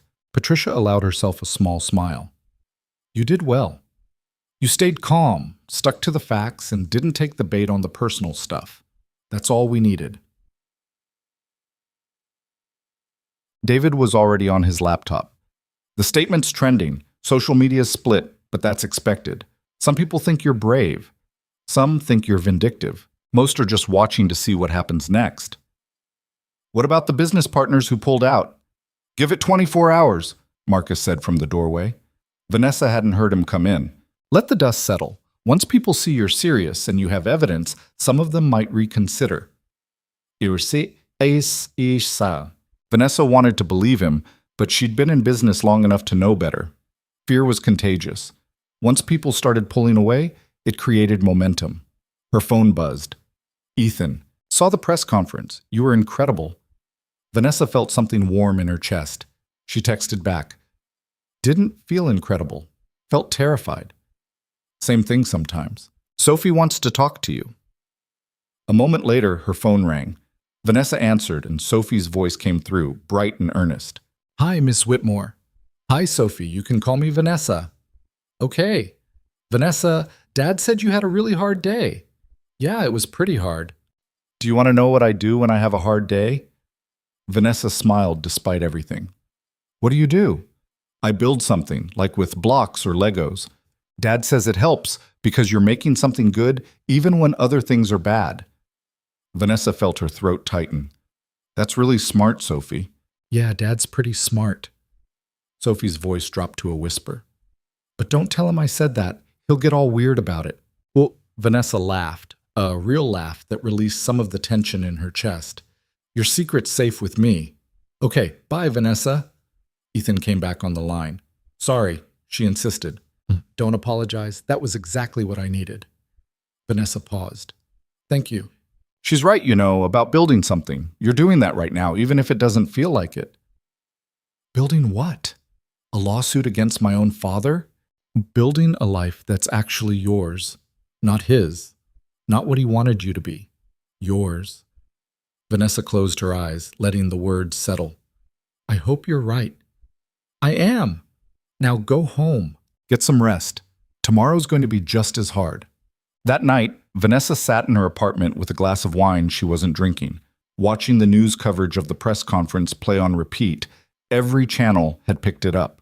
Financial networks were analyzing the business implications. Gossip sites were speculating about family drama. Legal experts were weighing in on whether she had a case. Her phone rang. Claudia. Are you okay? Her sister asked. I don't know. Are you? Mom's devastated. She's not speaking to me because I told her I believe you. Claudia's voice was strained. Dad's in full attack mode. He's calling everyone we know, telling them you're unstable and vindictive. I know. His lawyer released a statement. It's worse than that. He's personally calling investors, business partners, family friends, telling them you've had a breakdown, that you're making false allegations because you couldn't handle the pressure of running a company. Vanessa felt sick. Can we stop him? I don't know, but Vanessa, you need to be prepared. He's not going to back down. He's going to fight this with everything he has. Let him. Claudia was quiet for a moment. I'm scared for you. I'm scared too. But I'm more scared of what happens if I don't fight. After they hung up, Vanessa tried to sleep but couldn't. She kept thinking about her father's strategy. Systematic, ruthless, designed to isolate her before the case even made it to court. He was better at this than she was. He'd been playing this game for 40 years, but he'd also underestimated her. The next morning, David called with an update. We traced another shell company. This one's registered in Luxembourg, but the money trail leads back to your father's personal accounts. David sounded energized, like he'd been working all night. And there's more. He's been moving money out of the family trust, large amounts, hundreds of thousands at a time. To where? That's the interesting part. Some of it went to the shell companies we already knew about, but some of it went to offshore accounts we can't trace yet. It looks like he's been siphoning money from the trust for years. Vanessa sat up straighter. That's illegal, isn't it? The trust is supposed to benefit the whole family. Mate, absolutely illegal. If we can prove he was using trust funds for personal gain or to sabotage you, that's breach of fiduciary duty. That's criminal. David paused. I need more time to trace all of it, but Vanessa, this is bigger than we thought. Your father hasn't just been sabotaging you, he's been defrauding the entire family. Does Claudia know? Not unless you tell her, but she should. She's a beneficiary of that trust too. Vanessa called her sister immediately. I need to tell you something, Vanessa said, and you're not going to like it. She explained what David had found, the siphoned funds, the offshore accounts, the years of financial manipulation that went beyond just her company. Claudia was silent for a long time. When she finally spoke, her voice was shaking. He stole from us. Yes, from his own family. Yes, Claudia made a sound that might have been a laugh or a sob. I always knew he was controlling. I knew he manipulated things to get what he wanted. But I never thought... She stopped. I never thought he'd actually steal from us. I'm sorry, Claudia. Don't be. I'm glad you're doing this. I'm glad someone finally had the guts to stand up to him. Claudia's voice hardened. What do you need from me? Testimony. If you're willing. The more people who can corroborate his pattern of behavior, the stronger the case. I'll do it. Just tell me when and where. 2 days later, the court date was set. The judge assigned to the case was Margaret Chen, a no-nonsense former prosecutor known for her impatience with corporate fraud. Patricia seemed pleased. Chen's good for us, she said. She doesn't care about family drama or personal grievances. She cares about evidence, and we have evidence. The preliminary hearing was scheduled for 3 weeks out. In the meantime, both sides filed motions, subpoenaed documents, prepared witness lists. Vanessa's father hired a team of attorneys, expensive, aggressive, known for winning at any cost. The press coverage intensified. Think pieces about family businesses, corporate succession, the ethics of suing a parent. Some outlets painted Vanessa as a victim, finally standing up to an abusive father. Others portrayed her as an ungrateful daughter, destroying her family for money. Vanessa stopped reading the comments. Her business continued to suffer. 2 more investors pulled out. A partnership deal in Dubai fell through at the last minute. Contractors on the Singapore project threatened to walk if she couldn't guarantee payment. Marcus worked overtime trying to hold everything together, reassuring partners, renegotiating terms, keeping projects on track. But the strain was showing. "We're burning through cash faster than I'd like," he admitted in a late-night meeting. "The legal fees alone are killing us. And if we lose more investors, we won't," Vanessa said with more confidence than she felt. "How do you know?" "Because I'm not going to let him win." Marcus looked at her for a long moment. "I hope you're right." A week before the hearing, Richard Langford finally provided the documents he'd promised. Boxes of them, contracts, emails, financial statements, internal memos that showed exactly how deeply her father had been involved in creating the shell companies and orchestrating the sabotage. Patricia and David spent 3 days going through everything, cataloging, cross-referencing, building the timeline of fraud. "This is better than I expected," Patricia said. "Richard documented everything, every conversation, every transaction, every instruction your father gave him. If even half of this is admissible, we have him." "Will it be admissible?" "Most of it, yes. Richard's testimony will be crucial, but the documents speak for themselves." Vanessa should have felt relief. Instead, she felt exhausted. The weight of the past weeks, the press conferences, the business losses, the family fallout, it was all pressing down on her, making it hard to breathe. She called Ethan late one night, sitting on her apartment floor with her back against the couch. "I don't know if I can do this," she said when he answered. "Yes, you can." "How do you know?" "Because you've already done the hardest part. You stood up. Everything after that is just showing up. It doesn't feel like just showing up. It feels like drowning." Ethan was quiet for a moment. "After my wife died, there were days I couldn't get out of bed. Days when taking care of Sophie felt impossible. I'd look at her and think, I can't do this. I'm not strong enough." "What changed?" "Nothing. I still wasn't strong enough, but I did it anyway." His voice was gentle. "Strength isn't about feeling capable, Vanessa. It's about doing the thing even when you feel like you can't." "That sounds exhausting." "It is, but it's also the only way through." Vanessa closed her eyes, letting his words settle. "Will you come to the hearing?" "Do you want me to?" "Yes." "Bah, then I'll be there." The night before the hearing, Vanessa barely slept. She went over her testimony with Patricia one more time, reviewed the documents, tried to prepare for every possible question the defense might ask. At 2 in the morning, she gave up and went to the window, looking out at the city. Somewhere out there, her father was probably doing the same thing, preparing his attack, sharpening his strategy, getting ready to destroy her credibility in front of a judge. She thought about calling him, asking one more time if they could settle this privately, avoid the public spectacle of a trial. But she knew what he'd say. The same thing he'd been saying since this started. That she was making a mistake, that she was ungrateful, that she'd regret this. Maybe she would regret it, but she'd regret backing down more. The morning of the hearing arrived cold and gray. Vanessa dressed carefully. Another navy suit, pearl earrings her grandmother had given her, heels that made her feel taller than she was. Armor disguised as professionalism. Patricia met her outside the courthouse. Reporters were already there, cameras ready. Questions shouted before Vanessa even got out of the car. "Miss Whitmore, are you confident about today? Do you think you'll win? Have you spoken to your father?" "Bitte?" She kept her head up, walking steadily toward the entrance. And then she saw him. Ethan, standing near the courthouse steps with Sophie beside him. He'd come, just like he promised. Their eyes met across the crowd, and he gave her a small nod. "You've got this." Vanessa took a breath and walked inside. The courtroom was smaller than she'd expected. Wood-paneled walls, high ceilings, rows of benches already filling with spectators and press. Her father sat at the defense table with his legal team, looking calm and composed in an expensive suit.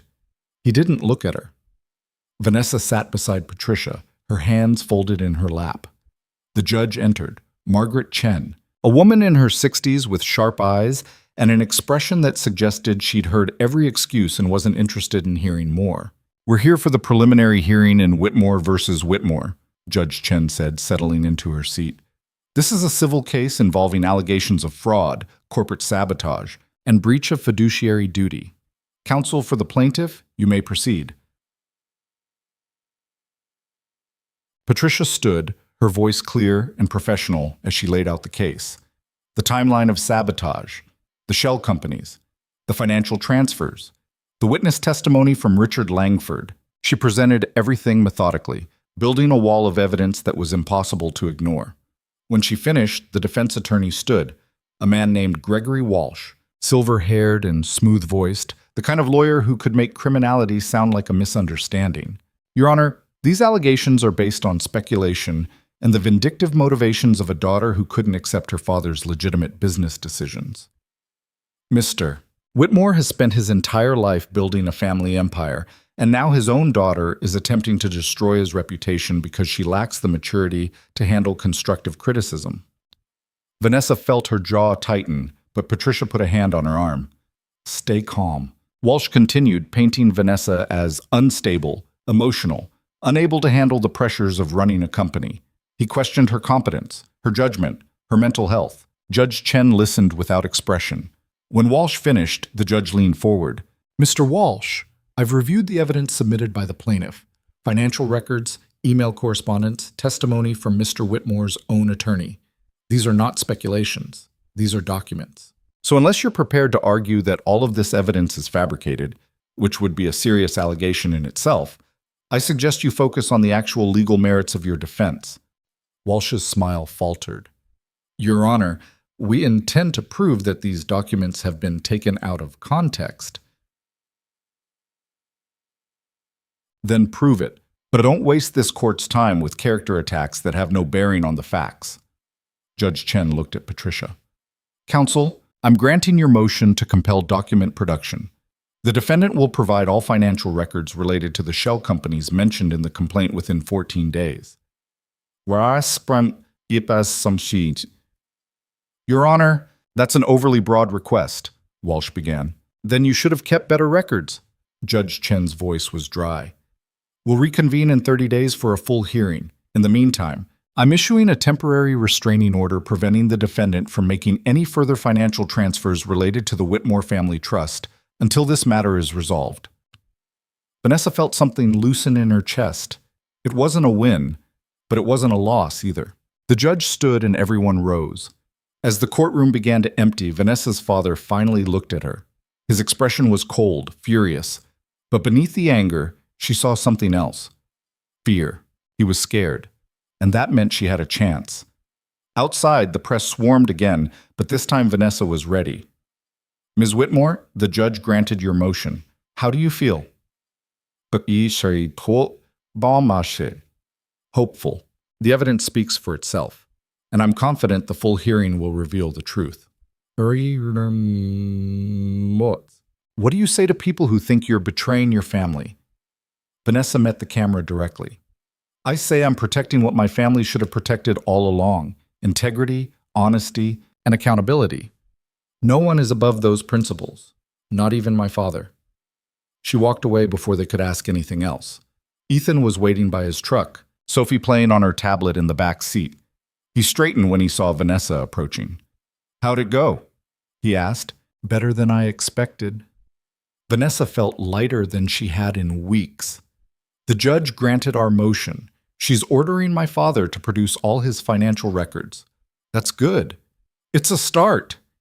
Vanessa looked at him, at the quiet steadiness in his eyes. "Thank you for coming. I said I would. I know, but still, thank you." Sophie looked up from her tablet. "Did you win?" "Not yet," Vanessa said, "but I'm still fighting, Sophie nodded seriously. "That's good. Dad says fighting for what's right is important, even when it's hard. Your dad's a smart man." Sophie grinned. "I know." Ethan ruffled her hair, then looked back at Vanessa. "You should celebrate. Even if it's just a small victory. I don't feel much like celebrating. Then just rest. Take one night where you're not preparing or strategizing or worrying about what comes next. His voice was gentle. You earned it. Tors in opaste bursrums. Vanessa nodded, feeling the exhaustion settle into her bones. I'll try. That night, she went home and did exactly what Ethan suggested. She didn't work, didn't review documents, didn't read the news coverage. She ordered takeout, put on a movie she'd seen 100 times, and let herself just exist without the weight of the lawsuit pressing down on her. And for the first time in weeks, she slept through the night. The full hearing came faster than Vanessa expected. 30 days sounded like a long time when Judge Chen first said it, but it evaporated in a blur of depositions, document reviews, and sleepless nights preparing testimony. Patricia worked her team around the clock, building the case piece by piece. David traced every dollar, every shell company, every fraudulent transaction back to Harrison Whitmore's personal accounts. By the time they walked back into that courtroom, they had a story so clear that even Vanessa's father's expensive lawyers couldn't blur the edges. The courtroom was packed, every seat filled with reporters, business associates, curious spectators who wanted to see a family tear itself apart in public. Vanessa sat beside Patricia, her hands folded on the table, trying not to look at her father across the aisle. Judge Chen entered, and the room went silent. We're here for the full hearing in Whitmore versus Whitmore, the judge said, settling into her seat with the same no-nonsense expression she'd worn at the preliminary. The plaintiff alleges fraud, corporate sabotage, and breach of fiduciary duty. The defendant denies all allegations. Counsel for the plaintiff, call your first witness. Patricia stood. The plaintiff calls Richard Langford to the stand. Vanessa watched as Richard walked to the witness box, looking older than she remembered. He'd lost weight. His suit hung a little loose on his frame, and when he placed his hand on the Bible to be sworn in, his fingers trembled slightly. Patricia approached him gently, like someone defusing a bomb. Mr. Langford, how long have you served as attorney for the Whitmore family? 22 years, Richard said quietly. And in that capacity, did you ever assist Harrison Whitmore in establishing shell companies or offshore accounts? Richard looked down at his hands. Yes. Richard looked down at his... Can you describe the purpose of those entities? Initially, they were created for legitimate tax planning and asset protection. But over time, Mr. Whitmore began using them for other purposes. Richard's voice was barely above a whisper. Purposes I became uncomfortable with. What purposes? Manipulating his daughter's business operations, bribing officials, sabotaging projects. Richard looked up, meeting Vanessa's eyes across the courtroom. I advised him against it, multiple times.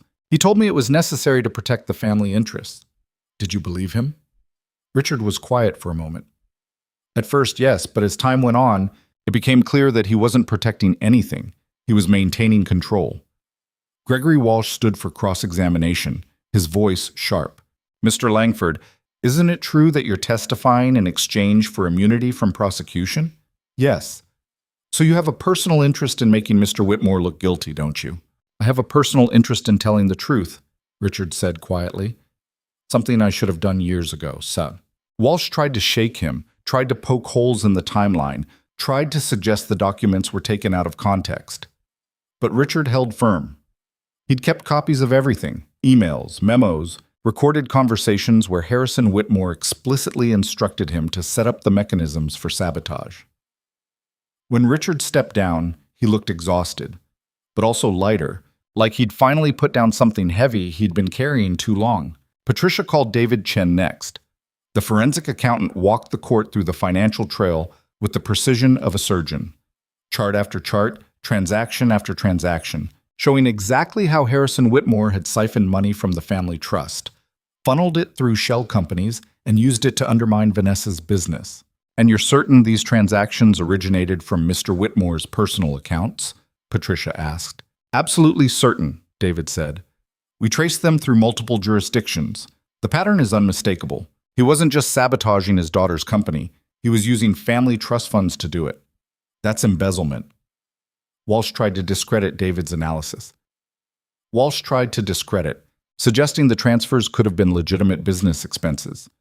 But David had anticipated every argument, countered every challenge, with documentation that left no room for doubt. Then Patricia called Claudia to the stand. Vanessa watched her sister walk to the witness box, looking pale but determined.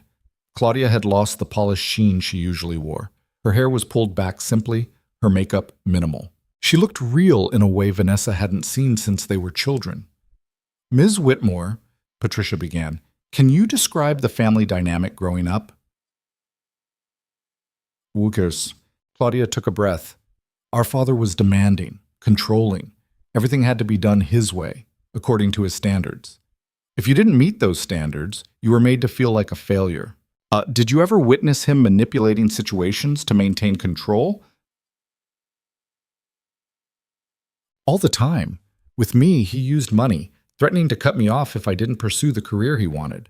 With Vanessa, it was more subtle. He'd praise her publicly, then undermine her privately. Make her feel like she could never succeed without him." Walsh's cross-examination was brutal. "Miss Whitmore, isn't it true that you've been financially dependent on your father for most of your adult life?" "Yes, yes. And isn't it convenient that you're suddenly supporting your sister's allegations now that she's offering you a way out of that dependency?" Claudia's expression hardened. "I'm supporting my sister because what he did was wrong, and I'm tired of pretending it wasn't. You're also a beneficiary of the family trust, are you not? A trust that stands to be restructured if your father is found guilty? Well, I'd rather have nothing than keep living a lie." Walsh tried to rattle her, but Claudia didn't break. She answered every question with quiet honesty, and when she stepped down, she met Vanessa's eyes with something that looked like relief.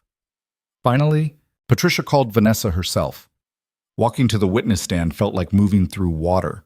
Every eye in the courtroom was on her, reporters, spectators, business associates who were probably calculating whether to keep working with her or cut their losses. And her father, watching with an expression she couldn't read. Patricia started with easy questions. Background, the history of the company, the timeline of expansion. Then she moved into harder territory. "Ms. Whitmore, when did you first suspect your father was sabotaging your business?" Vanessa thought back to those early delays in Singapore, the permits that took too long, the financing that fell through. "About 8 months ago, I started noticing patterns, problems that didn't make sense. I thought it was bad luck at first. Then Ethan Cole, a financial consultant my father hired, showed me evidence that it wasn't luck. It was deliberate." "How did that make you feel?" Walsh stood. "Objection. Relevance." "I'll allow it," Judge Chen said. "Answer the question, Miss Whitmore." Vanessa looked at her father, really looked at him. "It made me feel like I'd spent my entire life trying to earn love from someone who was incapable of giving it. Like every success I had was just another test I needed to pass. And no matter how well I did, it would never be enough." "Why did you decide to file this lawsuit?" "Why did you decide to?" "Because I realized he was never going to stop. He'd keep undermining me, keep controlling me, keep making me doubt myself until there was nothing left of what I'd built. And I couldn't let that happen. Not to my company, not to myself." Patricia stepped back. No further questions. Walsh approached slowly like a predator circling. "Ms. Whitmore, you've painted yourself as a victim here. But isn't it true that you expanded into international markets against your father's advice?" "He expressed concerns. I addressed them and moved forward anyway." "And when those projects ran into problems, you blamed him rather than accepting responsibility for your own poor judgment?" "The projects ran into problems because he created those problems. That's not poor judgment, that's sabotage. Or it's a daughter who can't accept criticism and lashes out when things don't go her way." Vanessa felt anger rise in her throat, but she kept her voice steady. "If you think presenting documented evidence of fraud is lashing out, then I don't know what to tell you. But the facts speak for themselves." Walsh tried to shake her, tried to make her seem emotional, unstable, vindictive. But Vanessa had spent years learning to control her emotions in boardrooms full of men who underestimated her. She wasn't going to break now. When she stepped down, she felt emptied out, but also strangely calm. The defense called Harrison Whitmore to the stand. Vanessa watched her father take the oath, his hand steady, his expression composed. He looked like a man wrongly accused, wounded by his own daughter's betrayal. It was a good performance. His attorney led him through a carefully crafted narrative, a father trying to protect his daughter from her own ambition, business decisions made with the family's best interests at heart, concern about risky international expansion, everything framed as love disguised as tough guidance. Mr. Whitmore, did you ever intentionally sabotage your daughter's business? Absolutely not. I may have disagreed with some of her decisions, but I would never deliberately harm her. And these shell companies the plaintiff has referenced, can you explain their purpose? Tax planning, estate protection, standard practices for families with significant assets. My attorney can confirm that. It was smooth, plausible, the kind of story that might work if you didn't look too closely at the evidence. Then Patricia stood for cross-examination. Mr. Whitmore, you testified that you never intentionally sabotaged your daughter's business. Is that correct? That's correct. Patricia pulled out a document.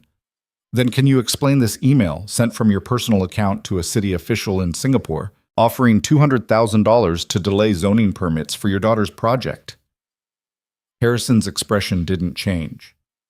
I don't recall that specific email. You don't recall offering a bribe to sabotage your daughter's biggest project? That's not what happened. Yeah. Then what did happen? Patricia's voice was sharp. Because we have the email. We have the bank transfer. We have testimony from the official who received the payment. So please, explain to the court what actually happened. Harrison hesitated, and in that moment, Vanessa saw the mask crack. I was trying to slow things down, he said finally. Give her time to reconsider. The project was too risky. So you did interfere. I was protecting her by breaking the law, by bribing officials, by using family trust funds to sabotage her business. Patricia stepped closer. Mr. Whitmore, you're not a father protecting his daughter. You're a man who couldn't accept that she succeeded without you. And when she proved she could, you tried to tear it all down. That's not true. Then explain the shell companies. Explain the offshore accounts. Explain why you've been moving millions of dollars out of the family trust without authorization. Patricia placed document after document on the stand. Explain all of this, Mr. Whitmore, because right now it looks like fraud. Harrison Whitmore's composure finally shattered. Harrison, everything I did was to protect what I built. She wouldn't have anything without me. This company, her reputation, her success, it all came from me. And that's the problem, isn't it? Patricia said quietly. You can't stand that it doesn't belong to you anymore. Walsh tried to recover on redirect, but the damage was done. The jury, if there had been one, would have already made up their minds. Judge Chen's expression was unreadable, but Vanessa saw the way she made notes every time Harrison contradicted himself. Closing arguments came next. Walsh painted Vanessa as vindictive, Harrison as a misunderstood father. Patricia laid out the evidence methodically, piece by piece, until the pattern was undeniable. When it was over, Judge Chen announced she'd issue her ruling within 2 weeks. The waiting was worse than the hearing itself. Vanessa tried to focus on work, but her concentration was shot. She'd taken calls with investors, reassured partners, kept the Singapore project moving forward despite everything. But part of her was still in that courtroom, still waiting to see if the truth would be enough. Ethan called every day. Sometimes they talked about the case. Sometimes they talked about nothing. Sophie's school project, the weather, a movie he'd watched. It helped more than Vanessa wanted to admit. How are you holding up? He asked one evening. I don't know. I keep running through everything in my head. What I said, what he said, whether the judge believed us. You presented the truth. That's all you could do. What if it's not enough? Then you'll figure out the next step. But Vanessa, regardless of what the judge decides, you already won something important. What's that?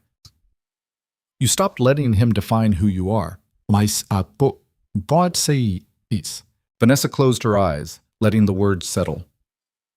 I spent my whole life trying to be what he wanted, trying to prove I was good enough, smart enough, strong enough. And it was never going to be enough, was it? No, because it was never about you. It was about him needing to be the center of everything. I wasted so much time. You didn't waste it. You learned from it. Ethan's voice was gentle, and now you're building something different, something that's actually yours. On the 13th day, Patricia called. Judge Chen's issuing her ruling tomorrow at 10. Be at the courthouse. Vanessa barely slept that night.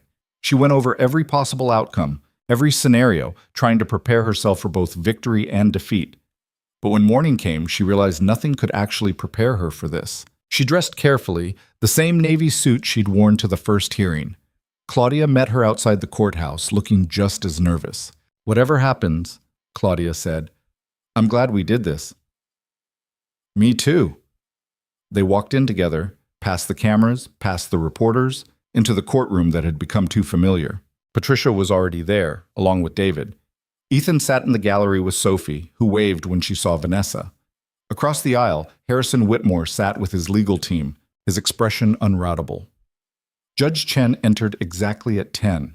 I've reviewed all the evidence, testimony, and arguments presented in this case, she began, her voice carrying across the silent courtroom. This is a civil matter involving serious allegations of fraud, corporate sabotage, and breach of fiduciary duty. The plaintiff bears the burden of proving these allegations by a preponderance of the evidence. Vanessa held her breath. Having examined the financial records, witness testimony, and documentary evidence, I find that the plaintiff has met that burden. Judge Chen looked directly at Harrison Whitmore. Mr. Whitmore, you systematically and deliberately undermined your daughter's business through illegal means. You used shell companies to hide your involvement. You bribed officials to delay permits. You manipulated financing to create obstacles. And you did all of this while using funds from a family trust you were legally obligated to protect, not exploit. The courtroom erupted in whispers. Judge Chen raised her hand for silence. I am ruling in favor of the plaintiff on all counts. Mr. Whitmore, you are ordered to pay restitution to your daughter's company in the amount of $12 million, representing the documented losses caused by your interference. Additionally, you are permanently removed as trustee of the Whitmore Family Trust, and all decision-making authority is transferred to an independent third party. Harrison Whitmore stood. Your Honor, I'm not finished. Judge Chen's voice was ice. I am also referring this matter to the District Attorney's Office for potential criminal prosecution. The evidence suggests violations of federal fraud statutes, and that will be addressed separately. Vanessa felt tears prick her eyes, but she didn't let them fall. Not yet. Ms. Whitmore, Judge Chen said, her tone softening slightly, I want to be clear about something. This ruling is not about family dynamics or personal grievances. It's about accountability. No one, regardless of their position or relationship to you, has the right to commit fraud. You did the right thing by bringing this to light. I hope you understand that. Vanessa nodded, not trusting her voice. This court is adjourned. The gavel came down, and the courtroom exploded. Reporters rushed for the exits, trying to break the news first.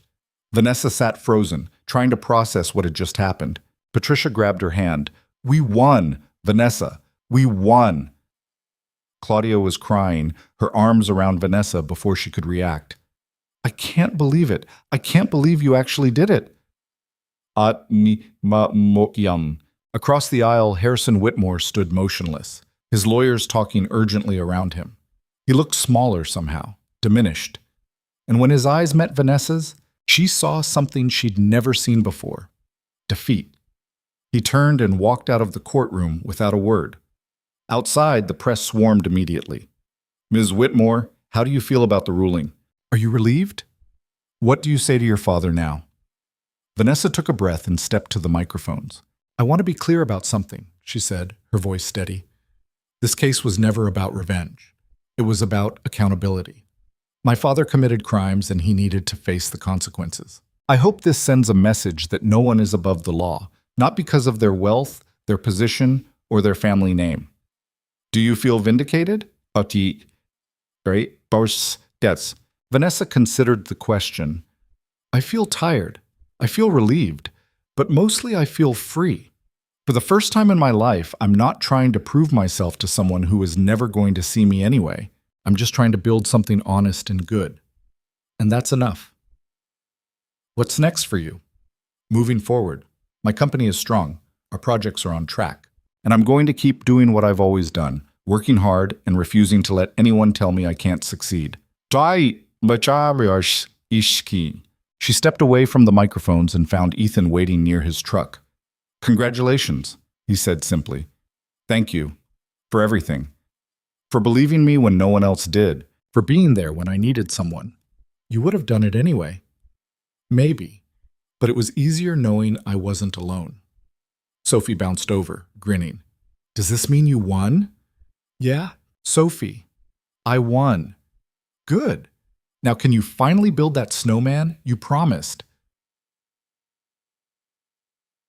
Vanessa laughed, a real, genuine laugh that felt like release.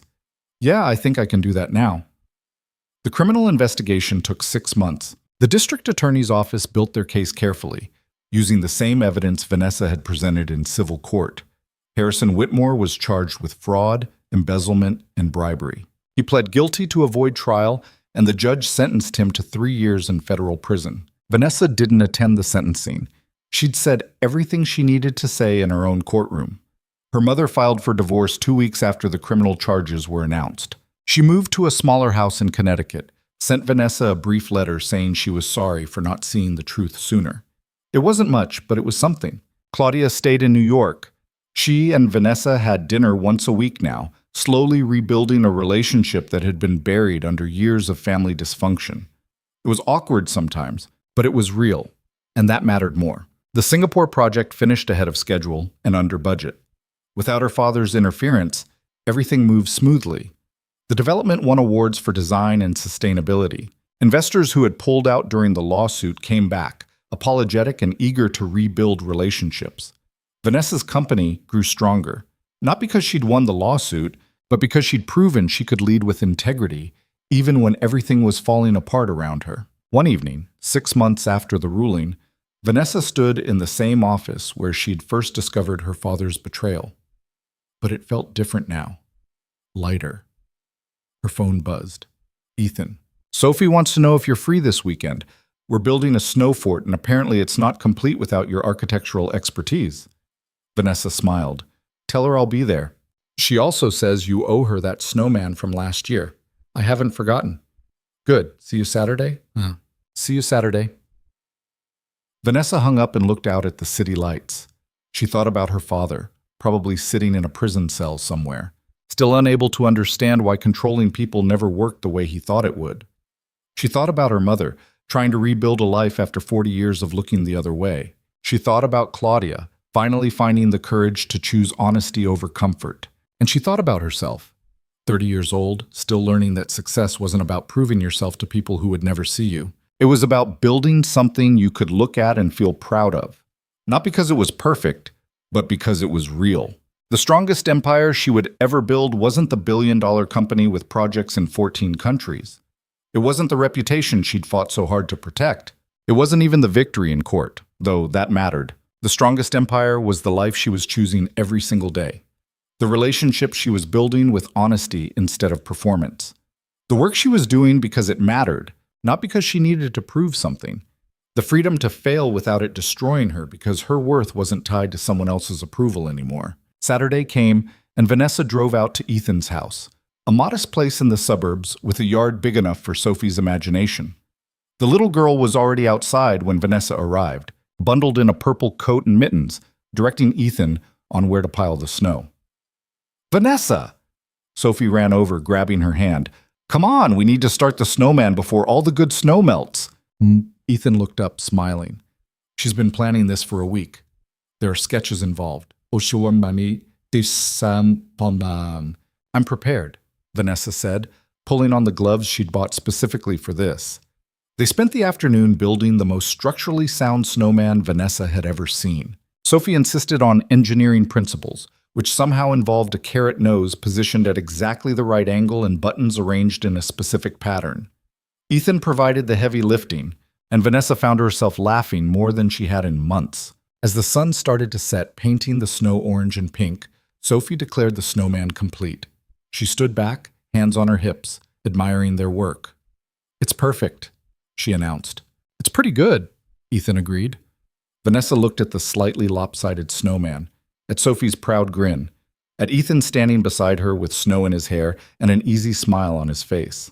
And she realized something important. This was what winning actually looked like. Not a courtroom ruling or a business victory. Just this, a cold afternoon, a snowman that would melt in a few days, and people who saw her for who she was instead of who they needed her to be. Yeah, Vanessa said quietly. It really is. Sophie tugged on her sleeve. Can we make another one tomorrow? Maybe. I have some work to catch up on. You always have work, Sophie said, but she was smiling. That's okay, though. Dad says you're building an empire. Vanessa glanced at Ethan, who shrugged. She asked what you do, he said. I told her the truth. And I said that's cool, but empires are better when you have people in them, Sophie added. So you should hang out with us more, for empire reasons. Vanessa laughed. Empire reasons. Got it? Later, after Sophie went inside to warm up, Vanessa and Ethan stood in the yard watching the sky darken. She's not wrong, you know, Ethan said, about empires being better with people in them. I'm starting to figure that out. Good. Because you've spent enough time building things alone.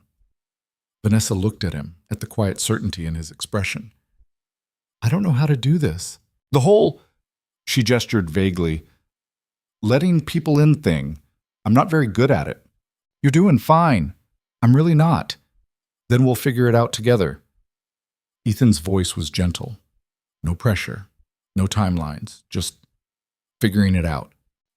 Vanessa felt something warm bloom in her chest, something that felt like hope, or maybe just possibility. Okay? Okay? Yeah, let's figure it out. 8. 6 months later, Vanessa stood at the opening ceremony for the Singapore project, a gleaming tower of glass and sustainable design that had been featured in architectural magazines around the world. Investors, partners, and dignitaries filled the plaza, celebrating the completion of something that had almost been destroyed before it could exist. Claudia was there, beaming with pride. Marcus and the rest of Vanessa's team looking relieved and victorious. Patricia, who'd flown in just to see the project she'd helped save. And Ethan, standing off to the side with Sophie, who was taking pictures with a camera that was almost too big for her hands. When Vanessa gave her speech, she didn't talk about the obstacles or the lawsuit or the years of fighting to get here. She talked about what she'd learned, that success wasn't about being perfect or proving yourself to people who would never be satisfied.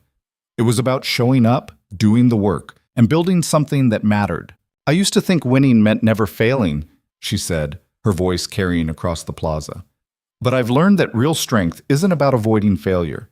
It's about surviving it, learning from it, and having the courage to keep building anyway. The crowd applauded, and Vanessa stepped away from the podium, feeling lighter than she had in years. That evening, she stood on the rooftop terrace of the building she'd created, looking out at the city lights of Singapore. Ethan found her there, 2 glasses of champagne in hand. Celebrating? He asked. Reflecting. Vanessa took the glass he offered, thinking about how different everything is now. Better different or worse different? Better?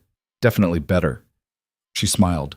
I spent so many years trying to build something my father would approve of, and now I've built something I'm actually proud of. Not because it's perfect, but because it's mine. Ethan clinked his glass against hers.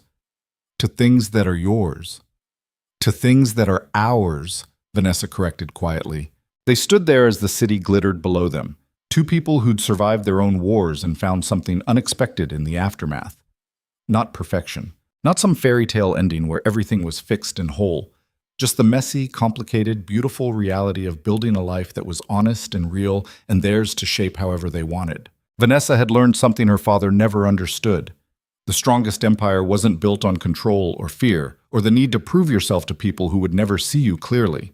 It was built on truth, on choosing freedom over approval, on having the courage to walk away from people who diminished you and toward people who helped you become more yourself. And as she stood there beside Ethan watching Sophie take photos of the skyline below, Vanessa realized she'd finally built something that no one could take away. Not because it was protected by contracts or legal structures or wealth, but because it was hers. And that was enough.